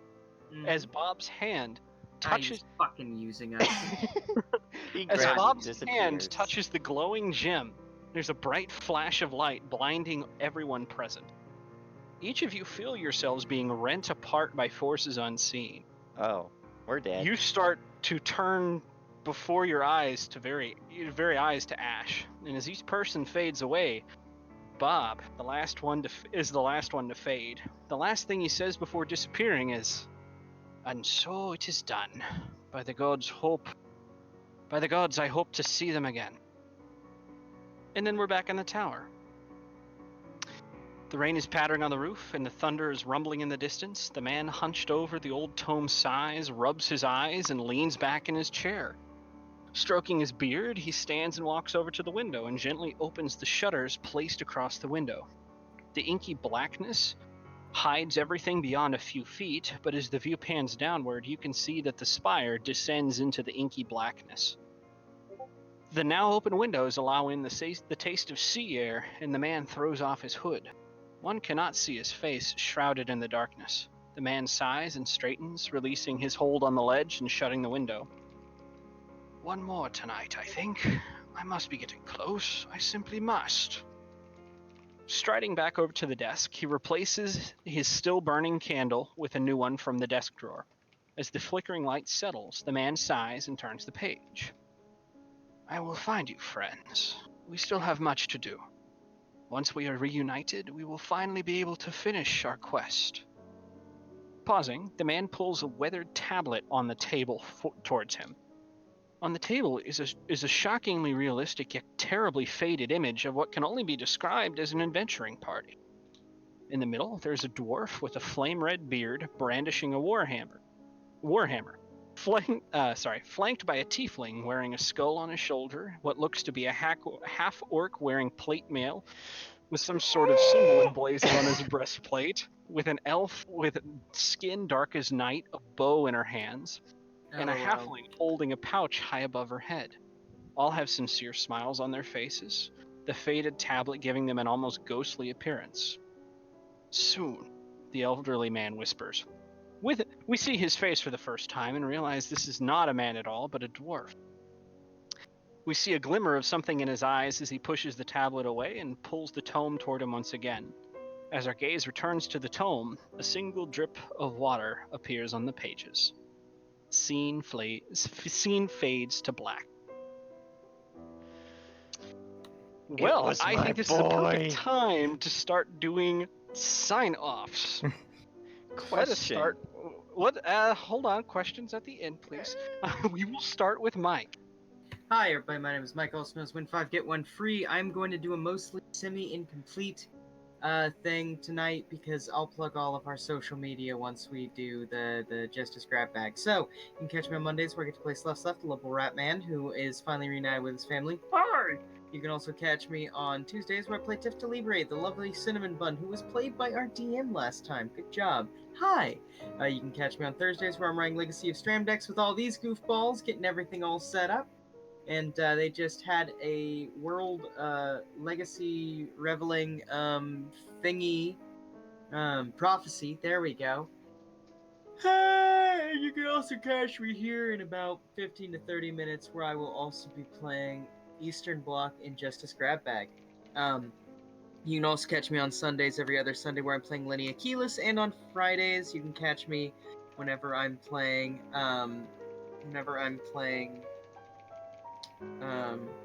Angus McGillicuddy, and you can catch me on Saturdays in Spark of Fate where I am playing Ika Ika. There we go. That's my plug. All right. Next, James, please. Hi ho, friendolos. My name is James, also known as Nightheart, and holy shit, I was not expecting that ending, but holy shit, I hope my character didn't just get the dead. You can also catch me, you just saw me playing Hivali or Seer, the dancer bard that I really enjoyed, even though I couldn't roll for shit. You can also find me here on Mondays where I play Ezzy, good boy Ezzy, because bad Ezzy is Deadsy. It's a long story, clones. And the Fire Strike, where I'm just happy that the family is slowly getting back together. The band is back together, except for Shaba on bass. Tuesdays, I am the DM of Realms of Refuge, which was a big, flustercuck of a combat last session, but looking forward to seeing how they deal with some of the shit they're going to find out's going on in this world. And the next one, Thursday, I'm playing Seifel, the lovable little Tibbet, who just about had the worst thing you could ever happen, which is a dream involving not only one of the most evil people to ever exist in your world, but now he's a goddamn illithid. I'm also here sometimes on Saturdays, though I will not be here for this Justice Grab Bag. I am around whenever we do Flesh and Fire and Faulty Comics Presents, though. And you can catch me every other Sunday, so this upcoming Sunday probably, with Juxtaposed Hijinks, where I play Dagger and Gilded Hand, and I almost forgot. I'm sorry, Daniel. I'm also here some Saturdays in Spark of Fate, where I play boring old human Marin Farcolor with a not-so-boring fairy pretending to be a fruit bat named Zamzam. All right. Next, let's do JJ. Hello, everyone. I'm playing Dr. Winkle Gladberry. I am JJW, and I also play Fëanor. You know, the untrained warrior of I believe it's Chaos. Other than that, I do voice acting. You can catch me at JJW Voice. You know, check on everybody else. Go on next. All right. Is that everything? Yeah, that's fine. Okay. That's fine. All right, Daniel. What up? I'm Specific Master 69. Played Albron Silverleaf, a reimagination of a character I bore outside of streaming. Still kind of played the same. And then, yeah, that was an interesting kind of works for me though, because this is probably one of the only Saturday Black now. So, you can catch me on the every other Sundays for Juxtaposed Hijinks. This is Gideon Sundorn, the Ranger from the Desert. On Tuesdays, you can catch me the Ranger Snake Cave. who are in a wonderful world of water, which thankfully he can swim. And then Thursdays you can catch me on Stramdex as Johan. Who, is enjoying the story that's in front of his very own eyes, despite the dangers that have also been. God, he's dead scared. The woman who scared him the most has been killed by the guy who scared him. On this coming Friday, I think we have. Yes. Yeah. So this coming Friday for Steam, we're doing Iron Kingdoms. I'll be playing. God, I forgot. I have so many names. A gun mage, arcane mechanic, and then on next Saturday I'll be running Spark several of these lovely people and a couple of others as well. Yeah, that's everything. All right, Brian. Yeah, tonight you found me playing Storm Rebella Ambrax, the Dwarven Barbarian, who definitely has proven she can use her weapons.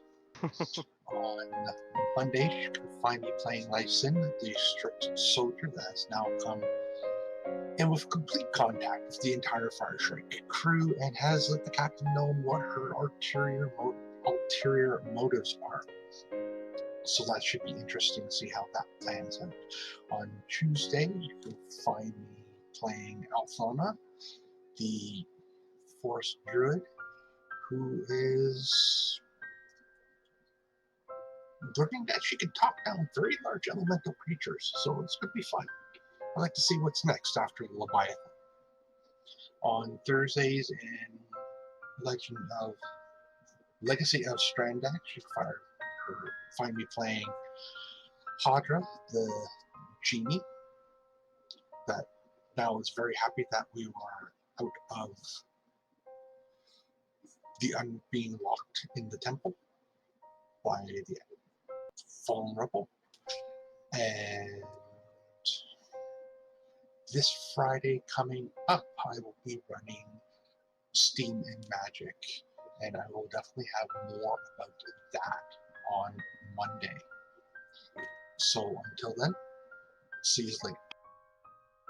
Alrighty, and my name is Cyrus Smith. Today has been a one-shot of Earth, Another Timeline in Cosmos, where our brave adventurers ended up in a bar and met a dwarf named Bob and did some things, mostly shopping, a little bit of killing people, but, got to depose a crazy king in the end. So, what happens next? I don't know. I'm sure we'll find out. But no matter what happens, I think we will be starting this a little bit earlier next time to get to all of the fun things that we had to kind of cut out of this. So, that is everything. I think we are ready for a sign off. I think we are ready to go. Can we get an RIP party? R.I.P. party. Party! That's a big rip.